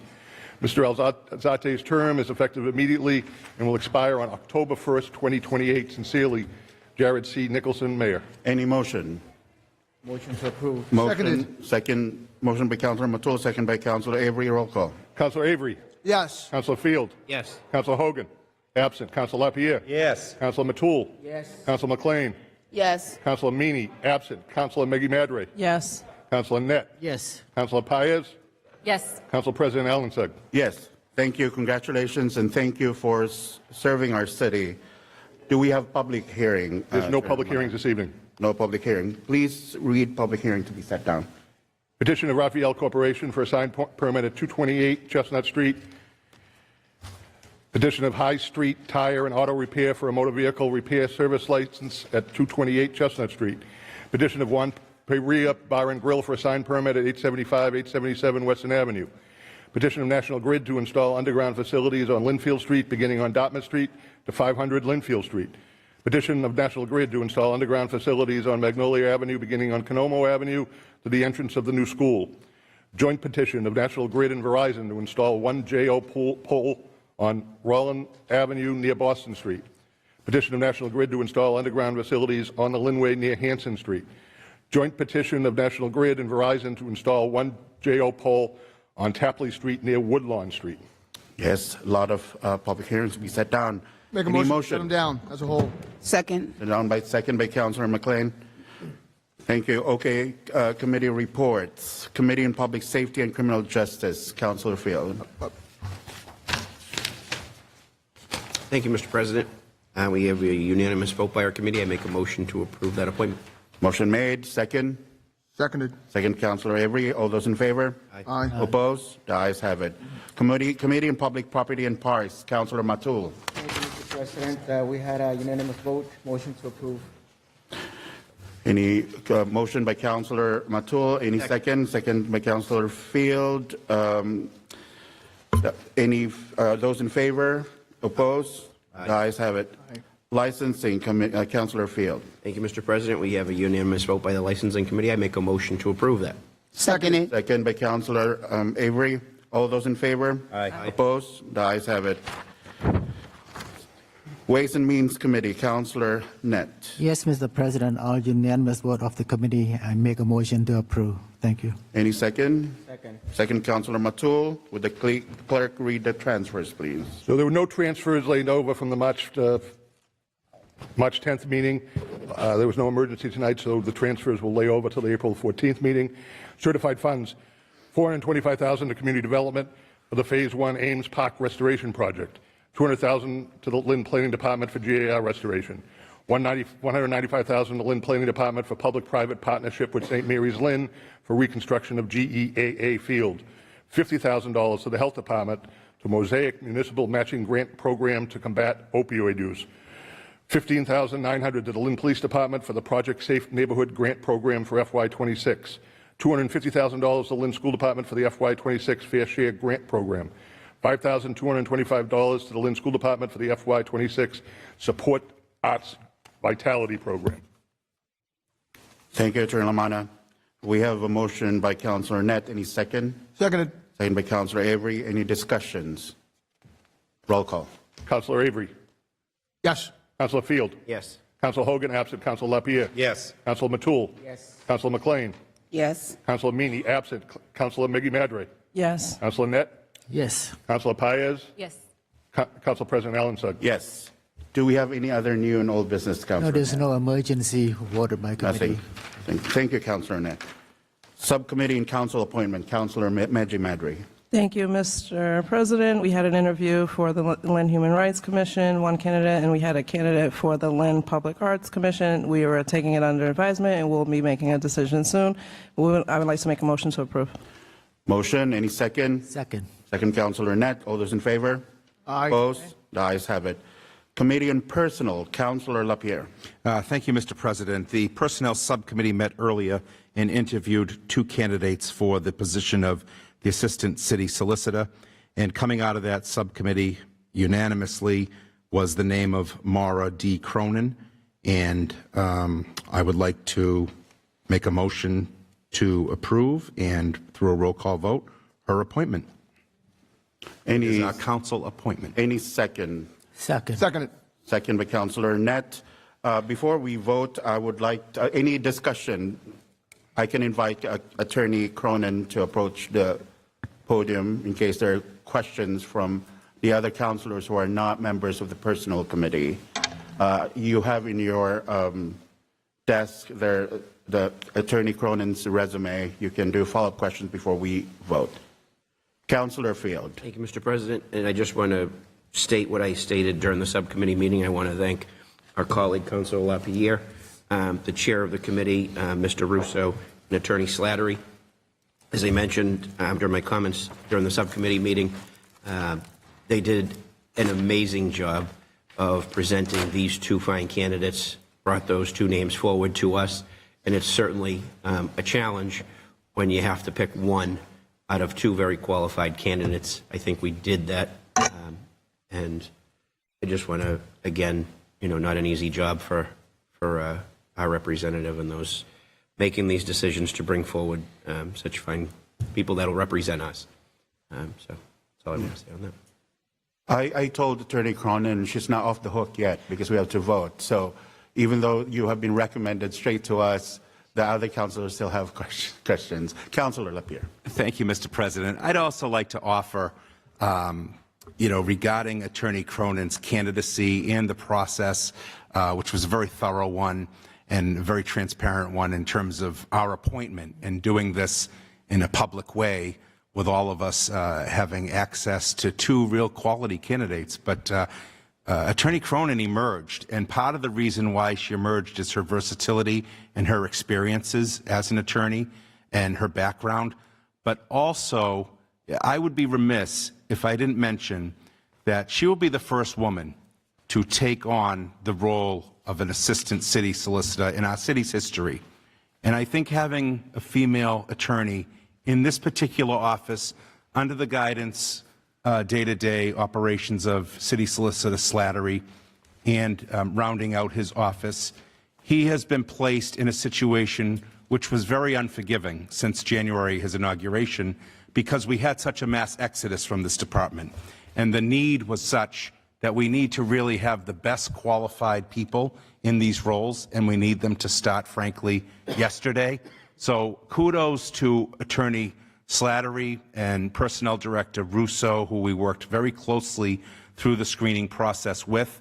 But I think the lead here is Attorney Cronin, who I hope we will have for many years, is our first female assistant city solicitor to occupy that office, and I couldn't be more thrilled. Thank you.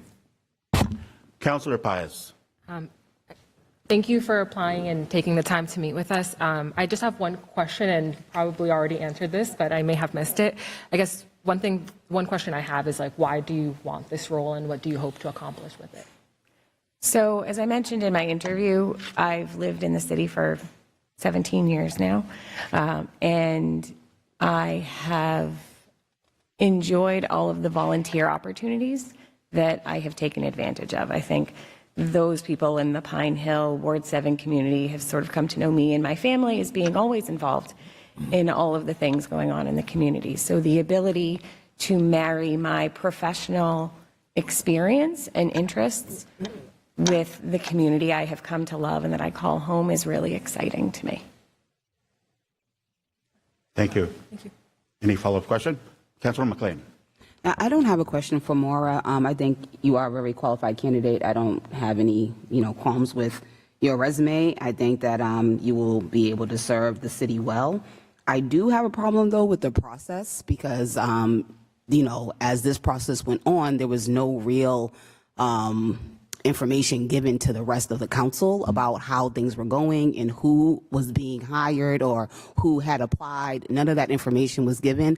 I did receive some calls throughout the week in support of the other attorney, and I wasn't able to really say much because I didn't know much about the process. I wasn't even really aware of who he was at the time of those calls. So I think that this is a problem that continues to persist with communication among the councilors and among the committees and however the case may be. But a lot of people, myself, I'm going to speak for myself, I'm not going to say a lot of people, I know that I am feeling like I'm being left out of these processes so that I can be aware of what's going on and make an informed decision. Seeing this resume and the resume of the previous attorney, I think they're both great candidates, but it would have been great to know what was going on as it was happening, as it was occurring. When I called our vice president the other night, he was able to give me a lot of information about people dropping out, people applying. There were 5 candidates, but I was getting all of that information the night before I was coming here today. So to me, that is an issue that we really need to resolve. And Maura, I just want to say great job going through the process, and great job to Drew and all that was a part of it, but it just needs that everybody else needs to be a part of it as well. And I'm not saying at the table, but I'm saying just made aware of what the process is. Thank you, Councilor McLean. Very valid point. In fact, I was aware of that, and that's why I asked Terry to print the resume, and it's in your table. Mm-hmm. But I do agree that it should be added in the packet as well. And but I just also want to explain, that's why we have a personal committee. Mm-hmm. If we're all members in all committees, then I don't have that time to be part of the committee. It is also the chair's responsibility to reach out to the councilors if you may, but other chairs also have different ways of communicating.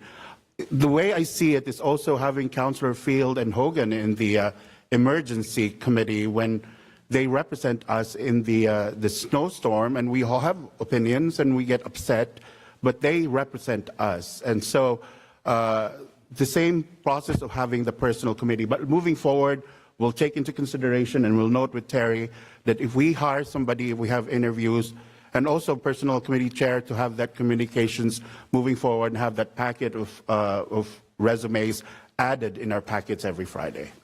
Yeah, thank you. Councillor Paez. Yeah, I just wanted to second Nicole's point because similarly, again, super excited with the candidates that ended up coming out. And I think, like, I never received a phone call from anyone. I didn't know about it other than literally having these resumes and pulling through there.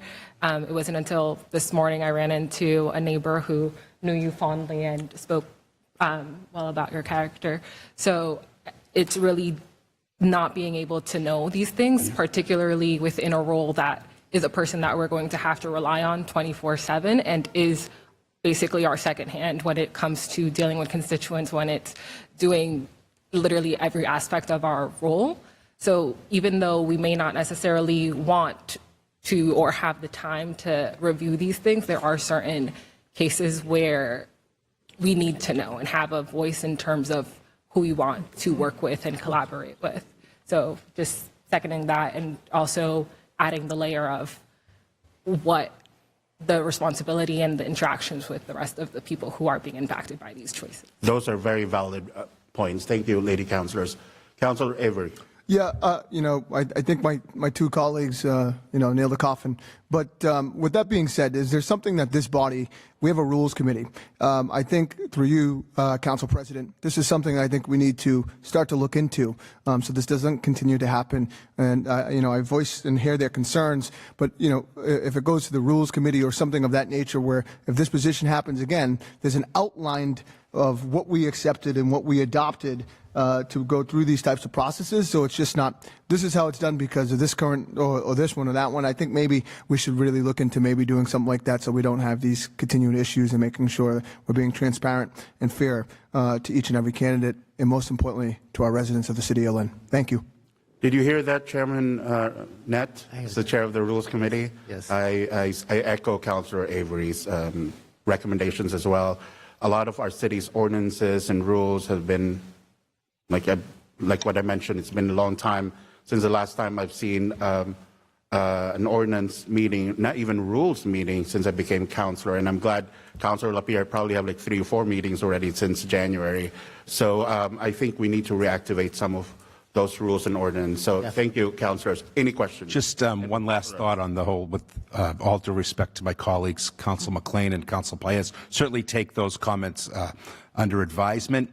I think the fast timeline of this particular sequence lended itself to not being able to fully communicate with the whole body, and there's reasons of such because at the screening committee level, there are certain things that transpire, and we have folks that move on and some withdrew and so forth.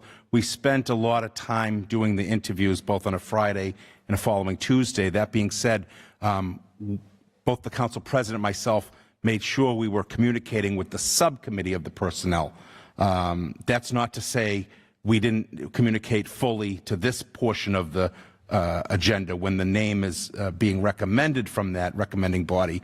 So it's really about who serves on that personnel committee that is getting sort of the wherewithals to make a full, complete decision during the subcommittee interviews. And then, of course, when it comes to the greater council, the council of the whole, everyone's vote matters, of course, and I think that's what we have to be more intentional about, how we're reaching out to the other 6 councilors possibly on important council-appointed appointments, if you will. So we will certainly do better next time. I did feel as if we were communicative to the folks that were responsible for the recommendation, and then where there might have been a lapse in communication was at this portion of the meeting. So thank you.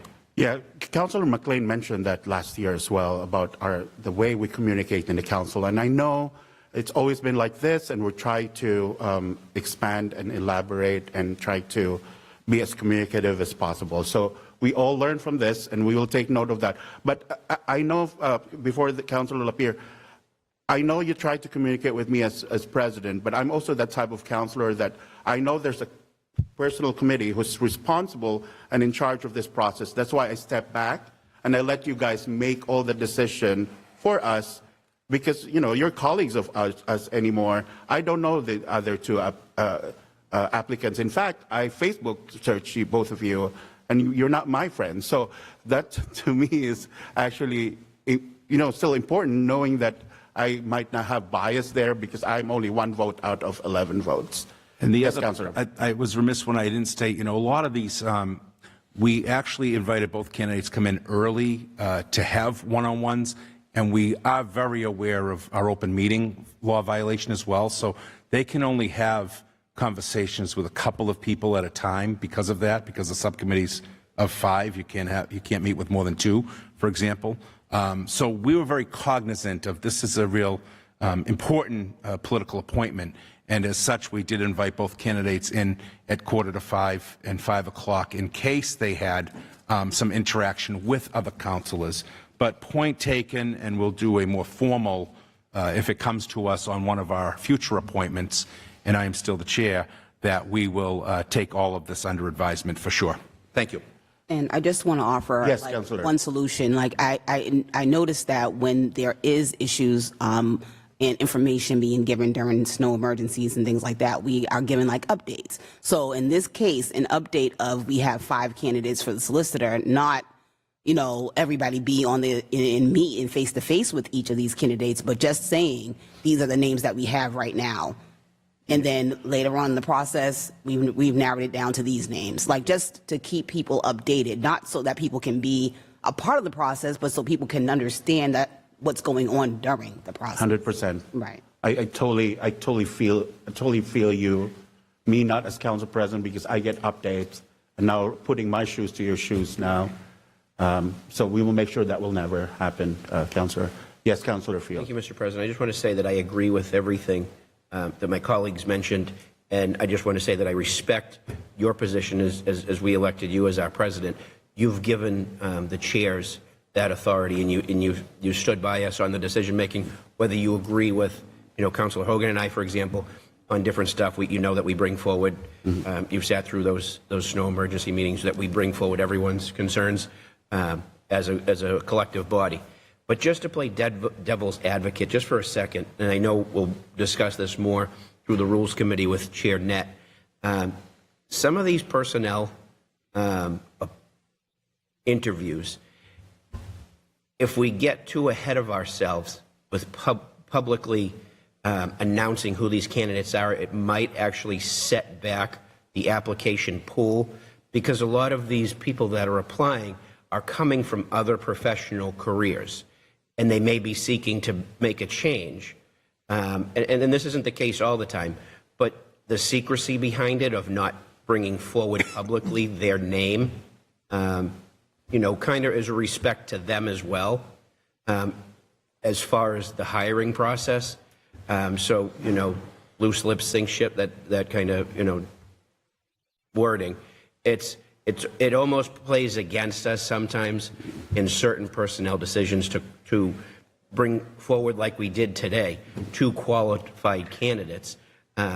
If somebody's applying and they're going to be staying and remaining in their role because they weren't appointed, we don't want to hurt their longstanding careers in that way. So it's something that we will need to discuss as a body through the rules of what we should be doing, and kind of look at both sides of it to be fair and always get the most qualified candidates like we did in this search. Thank you, Councillor Field. Councillor Paz. Yeah. And if I could offer, one of the things isn't necessarily also knowing who the candidates are themselves, but I personally didn't even know we were looking for this position. I knew it was coming, obviously, because we had switched roles, right? But also saying hey, we're looking for this role. What are certain characteristics, or who are these kinds of people that we want to be in partnership with? And I think in the end of the process, we had 2 candidates with varying skill sets, right? One that was more land, another one more involved in OCPF and stuff like that. So it's different types of law, and we got that choice, or to hear that. But at the same time, it's being made aware that these things are happening as well. Yeah, I totally understand and get your point. Councillor, before you raised your hand, I just want to set you as an example. There's a lot of people who applied for Natasha's, Councillor Meji Madri's committee, and there's a lot of names. In fact, I asked her a question about, because I don't know, because she is the chair and it's her committee that is responsible. But I can guarantee you some of these councillors who are not members of Councilor Medji Madri's committee are not familiar who are the applicants, are not even part of the process of selection. So that concept is the same thing as personal. But then again, this is different. She'll be representing us. She'll be our lawyer. Then information ahead of time should be very important.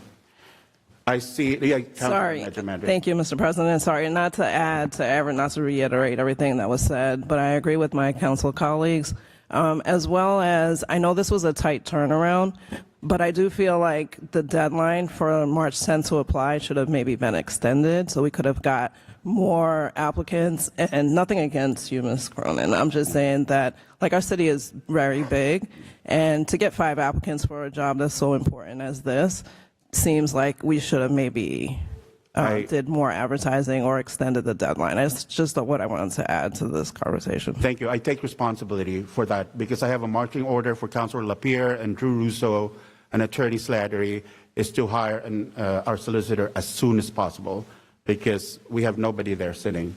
So that was my marching order. My marching order is also to interview as many applicants as possible, to advertise, to spend money, advertise in MMA and other sources, not only on Facebook and the website, which Drew did that.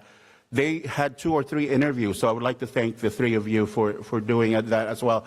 But my other marching order is not to bring 1 person to the full personal committee, is to bring 2 to 3 people, because I want all the personal committee members to have the chance to interview and get to vote. So moving forward, yes, we'll extend as much as possible, but we also, in that tight situation that we need somebody there sitting with us. I called Attorney Lamanna for some legal questions today. I felt horrible because he has a new role now, but I have to because it's very important to me. I was calling Attorney Slattery, and he's also busy doing, so for that reason, we need that lawyer for, so my apology, Councilor.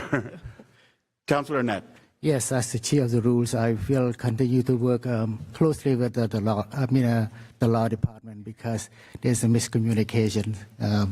I've been doing that, so from now on, so we will have to work closely with the law department on any rules or anything coming up before we bring to the council. So we have to continue to work with the law department. So since we're going to have a new attorney, so that's going to be easy for us to work with. Yeah. So Rules Committee members, Councilor Matul, Councilor Hogan, Councilor Paez, and Councilor Medji Madri. So you have work to do. You can add that at Councilor McLean's recommendations so that we will not repeat this conversation again because this is like a deja vu with, I think, November or last year with Councilor McLean mentioning that. Okay, so any comments, discussion from, I just want to mention that I did not get a phone call. I'm not a fan of phone calls. So to those listening and watching now, please don't call me or don't ask me for breakfast or lunch because that will turn me off and that would, you might be a good candidate, but I will not vote for you. I don't want to vote for anybody that will call me or ask me for breakfast or lunch, or even though you pay for it. So to me, it's vote buying or whatever you call that. So please don't call me. Any comments? Question? I think that's it. We have a motion on the floor. So there's a motion. Any second? Seconded. Second by Councilor Field. He beat you. It was already Net. Councilor Net, second. Thank you. There was a long conversation. Roll call. Councilor Avery. Name vote, please. Attorney Maura Cronin. Cronin. Councilor Field. Attorney Mara Cronin. Councilor Hogan, absent. Councilor Lapierre. Attorney Mara Cronin. Cronin. Councilor Matul. Attorney Maura Cronin. Cronin. Councilor McLean. Maura Cronin. Cronin. Councilor Meany, absent. Councilor Meggie Madre. Attorney Maura Cronin. Cronin. Councilor Net. Attorney Maura Cronin.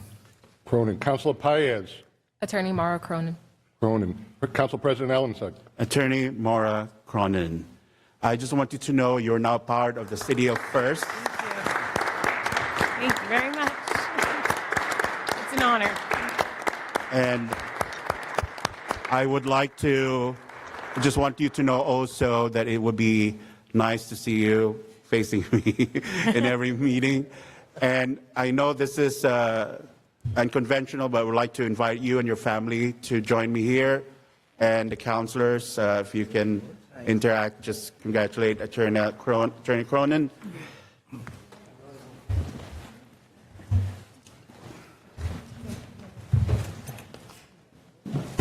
This is historic. You were the first female solicitor. No, just here, yeah. Yeah, you know what? Yeah, come up here. Sorry. We're doing a photo? Yeah. We'll do a photo.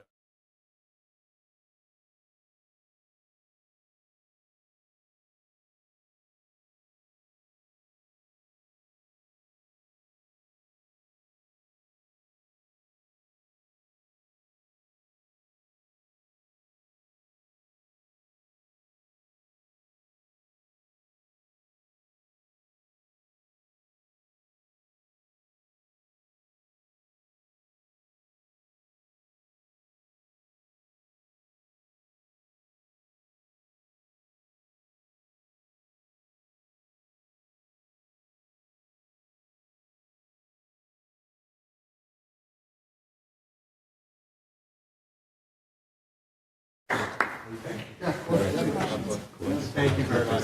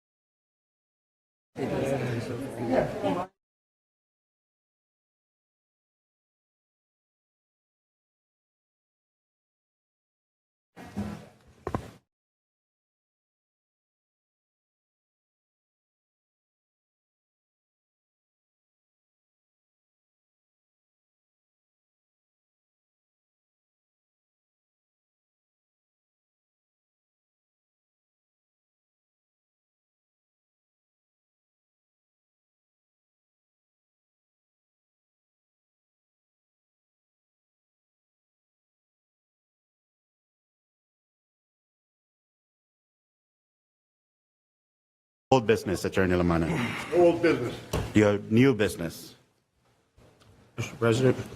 Yes, Councilor Field. Thank you, Mr. President. I just want to point out during our public comment session, there was a gentleman from Ward 6 that spoke about different volunteer opportunities and building pride. This spring, co-chair Councilor Meji Madry and I from the Litter Committee will be kicking off our 10th season. And the gentleman spoke particularly about parks and improving the neighborhoods for kids, and that's what we've been doing. So I just wanted to shoot that out as a little public service announcement that there are going to be volunteer opportunities every Saturday from 9 to 11 starting April 18th. 2 Saturdays, 1 Saturday in April, 5 Saturdays in May, and 4 Saturdays in June, weather permitting, to join us at one of these cleanups, park cleanups, area cleanups that our colleagues, yourself and all our colleagues here in the council participate in. So again, it'll be our 10th season, and follow along to the city website for the updates on those parks. Thank you, Councilor Field. So no new business announcements? So last meeting, we were supposed to start with our commissions and boards presentation, and unfortunately, Chairman Stillian was not feeling well that day, but he's here now. We're going to invite our parking commission, traffic commission, sorry, not the parking department. A lot of people are still confused with that, and that's why he's here to explain that and to do a presentation. So let's welcome Chairman Stillian, Bob Stillian, of the Traffic Commission.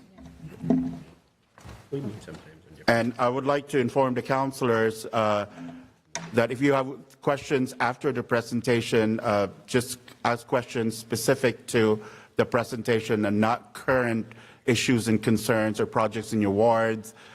You can do that at their own meeting there, but this is just purely education about the Traffic Commission as a whole. Council President, thank you very much, and this esteemed body. I apologize, but unfortunately I was in a clinic where I could not leave for medical reasons. I still am not at the top of my game, but I wouldn't miss this a second time. Basically, the Traffic Commission was established. The council used to actually do the different ordinances. It was established to have the commission do it. The commission has 5 members. The commission has 5 members. Myself, Jessica from the Parking Department, Lieutenant Dave Hunter from the Police Department, Donald Castle, and Larry Wetzel. The last 2 are council appointments. The other are all departments in the City of Lynn, the way it was set up. The mission of the Traffic Commission is to basically promote the vehicular travel and safety of the city. We go through and adopt parking regulations, street regulations, penalties for the parking violations actually established through the Traffic Commission. The Traffic Commission would then do ordinances for signs. When the councilors or a citizen comes forward, the mayor's office, whoever's asking us to look at something, it could be about a residential parking zone, it could be about a new no parking zone, it could be a time zone. I don't want to keep going over it, but there are so many different things. There's school zones. There's basically a stop sign has to have an ordinance. If somebody runs a stop sign, I apologize, I'm still not up to speed with health, so I'm a little winded. A stop sign, if somebody runs a stop sign and hits somebody, a good lawyer will check and see if there's an ordinance for it. If there isn't, the sign then doesn't have the implication of the authority of a law to stop. There's a lot of crazy things. Even the school zone speed has to be posted and stuff. Bus stops for the school zones all have to be done through the Traffic Commission. Handicap parking. An individual who, I have a handicap placard, I want a handicap spot either where I work or at my home. An application has to go in proving that you have a handicap thing, and then you request a handicap. Jessica from the Parking Department would go out, she looks at them, and then the board would approve them from her recommendations. Just because the person wants a sign in front of the house, sometimes it's impossible to do it because you cannot put a car on a street that does not allow parking or something that will be detrimental to the neighborhood. The other thing, if it's a huge yard and people can park in there, they have to look. There's a lot of things to look at, and you say, oh, a handicap, that's kind of easy. Speed bumps is going to be coming before us, which I'm sure you're all going to be bumping over that one. Coco, the president, told me that I had to keep this thing going for at least 2.5 hours tonight. Bus stops and lanes, we take care of the lanes through the Traffic Commission, but a bus stop itself is regulated by the MTA, and like a counselor or somebody will call us, and we don't have control. We will have a meeting, we will talk, but 100% a bus stop is with the MBTA. They have a right to put it where it was. We've had great progress with them. They've actually come a long way as far as going back and forth with the city. They really want to work with us, and we've had bus stops moved. We've actually eliminated some, we've added some, so we've had great success with them. The bike lanes, stuff like that goes through us, loading zones. We don't have a budget. We do have one employee which is paid through the Parking Department, which is Zach Cerulli, who does a terrific job. Again, I don't know if you have a lot of questions. I can go on.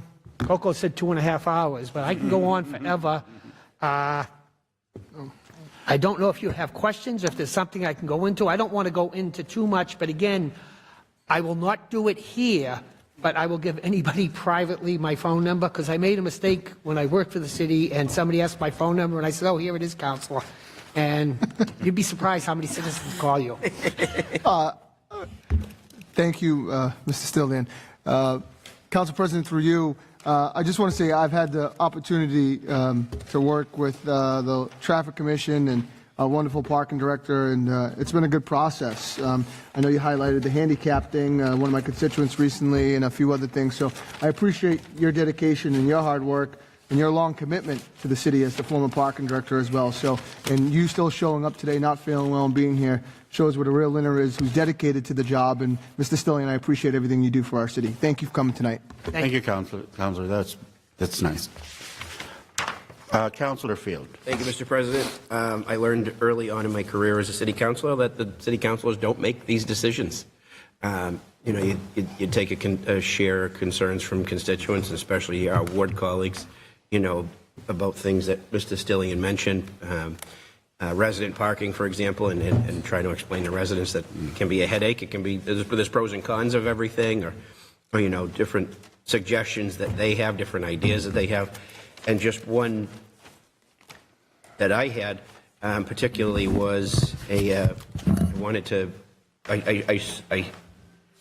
saw how concerning it was from driving to work each day on Richardson Road, where the sign at the end where Richardson Road met Broadway was a right turn only from 4 p.m. to 6 p.m. And that was, when it was most traveled. But I went before the commission, the traffic commission, and stated my concerns about having it 24 hours. And I had to present that just like an ordinary resident or citizen, and share those concerns with the traffic commission. And, it's certainly not an easy process, especially, thinking that it was, but it was a very fair process. Each commissioner had questions for me, and we had to back up the reasoning behind it. And, at that particular intersection, it's really 6 lanes at that point, 2 going east, 2 going west, and then 1 turning into the city parking lot and 1 turning onto Richardson Road, where I felt that, other times of day other than just that 4 to 6 period, that it should be a right turn only.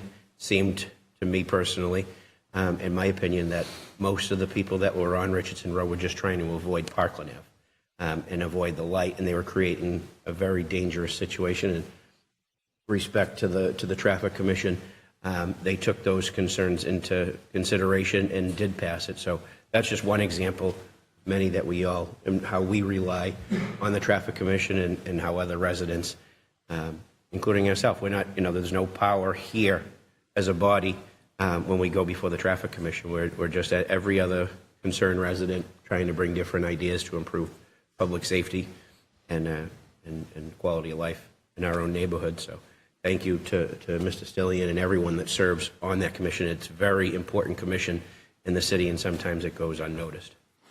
Mr. President, if I could just answer the Councilor. Councilor, that is probably one of the best things that happened in the city, what you brought forward. You've done a lot of great things, I'm sure, as a council, but that's one you should go down for. The traffic immensely. I sat down there before he came into the meeting because he told me what he wanted, and I watched. And traffic was backed up because people were trying to shoot across. After this now, there are some who still do the wrong thing. Unfortunately, that's the world. But the traffic, I went back after we did that, and the traffic moves miraculously. Richardson Road empties out, and now they go the other way. So that did make a great, you should be very proud of that recommendation. And again, anything any councilor wants to bring before us, we do look forward to it. But again, we have to look what's in the best interest of the city. Yeah. If he wanted to make the turn the other way 24/7, we would have voted against it. He came up with an excellent suggestion. Thank you, Chairman Cillian. I echo Councilor Field because I cannot count the number of times I appeared in your meeting together with a lot of councilors, especially ward councilors, because every time I get a call from a constituent saying, I want my street to be resident parking only, I don't make that decision. You have to, I always say, let your neighbors sign a petition. We will submit that petition to the Traffic Commission. You guys deliberate. You'll probably send historical records from Lynn Police, Lynn Traffic, the Traffic Department, Lynn Police. You will do a public hearing, and then you vote. So it's not the councilor, it's their commission. And the list goes on. So I could write a book basically just asking questions about traffic-related stuff. Councilor Lapierre. Thank you, Mr. President. Just a quick comment. in schools, we always think of the go-to people as the principal. However, I really found that I got the most information from either a clerk, clerical staff, or the school nurse, or perhaps the custodian, because they're on the ground and they know what's happening in the building at all times. Similarly, the traffic commission, and vis-a-vis, I think the parking director and her whole department now, but really kudos to Mr. Stillian for the job he did, as Councilor Avery noted, many years as our parking director and guiding us, because when we get those questions, the example you just gave, Mr. President, they are on the front lines making important decisions, but they have processes as well, and processes we may not be familiar with, or the rules may be of engagement may change over at the Traffic Commission that we're not aware of, or people get appointed or they leave. And it's very important, I think, for new councilors in particular to get brought up to speed with what the Traffic Commission does, can do, how they can be helpful to you as councilors, particularly in our wards. And I just think that Director Chapini has taken sort of Bob's legacy and modernized it now and has brought it to its forefront where everyone is aware of the rules, and you may not like the rules, and you may become a victim of the rules through either your actions or sometimes the city's responsible and overzealous. But for the most part, we have a really good established working relationship between our Traffic Commission and the Parking Department itself, with the mayor and this body. So I commend where we have come and where Bob has taken us, and now Jessica, and I really look forward to this being a very active, and I thank you and your leadership for bringing the Traffic Commission presentation tonight, and look forward to future presentations as well. Thank you. Thank you, Councilor Lapierre, and that's exactly why we're having these presentations, because it answers a very basic question. Are you a parking department? Or a lot of our residents don't even know that there's a traffic commission. They all associate everything to the parking department. So this presentation is very vital, and I don't get full credit of it, Councilor Lapierre. I would like to give credit also to Councilor McLean, because we sat down and talked about how to really engage everyone. And thank you, Councilor McLean, also. And we reviewed the list, and I know we'll go back to the resume again, one step at a time. We're all doing all of this changes moving forward for the betterment of our residents and the information of our residents. Any questions from any councilors? Some of the councilors doing meetings here. Any parting words, Bob Stillian, before we let you go? Anybody who needs, they're having a neighborhood meeting or anything, a lot of times it's beneficial if you either, myself as the chairman, the board cannot go, same as you, there's open meeting laws and stuff. The parking director is very well with that stuff. Sometimes if the neighborhood is educated in what they're asking for, it might not be the best thing for them sometimes. And again, any questions, I'm more than happy.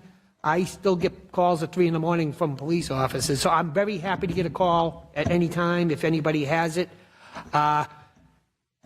Excuse me, I almost said Attorney LaManna. The new city clerk, Jimmy LaManna, has got some promising things we've talked about. He's going to start actually doing a lot with the ordinances, so they're much more readily available, and dreams we've had for years, I think he's going to actually accomplish. Jim is going to do a terrific job. Big loss to the law department, but a great thing for the Traffic Commission and the clerk's office. Yeah, he's still here. Yeah. But again, I think what he's talking about doing for the traffic regulations and ordinances is going to be terrific. And you're still here, because I remember when you retired, I thought you will be somewhere in Bahamas or enjoying retiring, but you're here, you're still serving the city even without pay, and we would like to thank you from the bottom of our hearts that you still continue sharing your expertise without pay by staying as chair of the Traffic Commission. Thank you, and thank you. I apologize again, unfortunately. Don't apologize. Health is more important. Everything's good. Health is more Thank you. Thank you, Chairman Stillian. Thank you. What is the wish of the council? Make a motion to adjourn. Seconded. Second. Aye.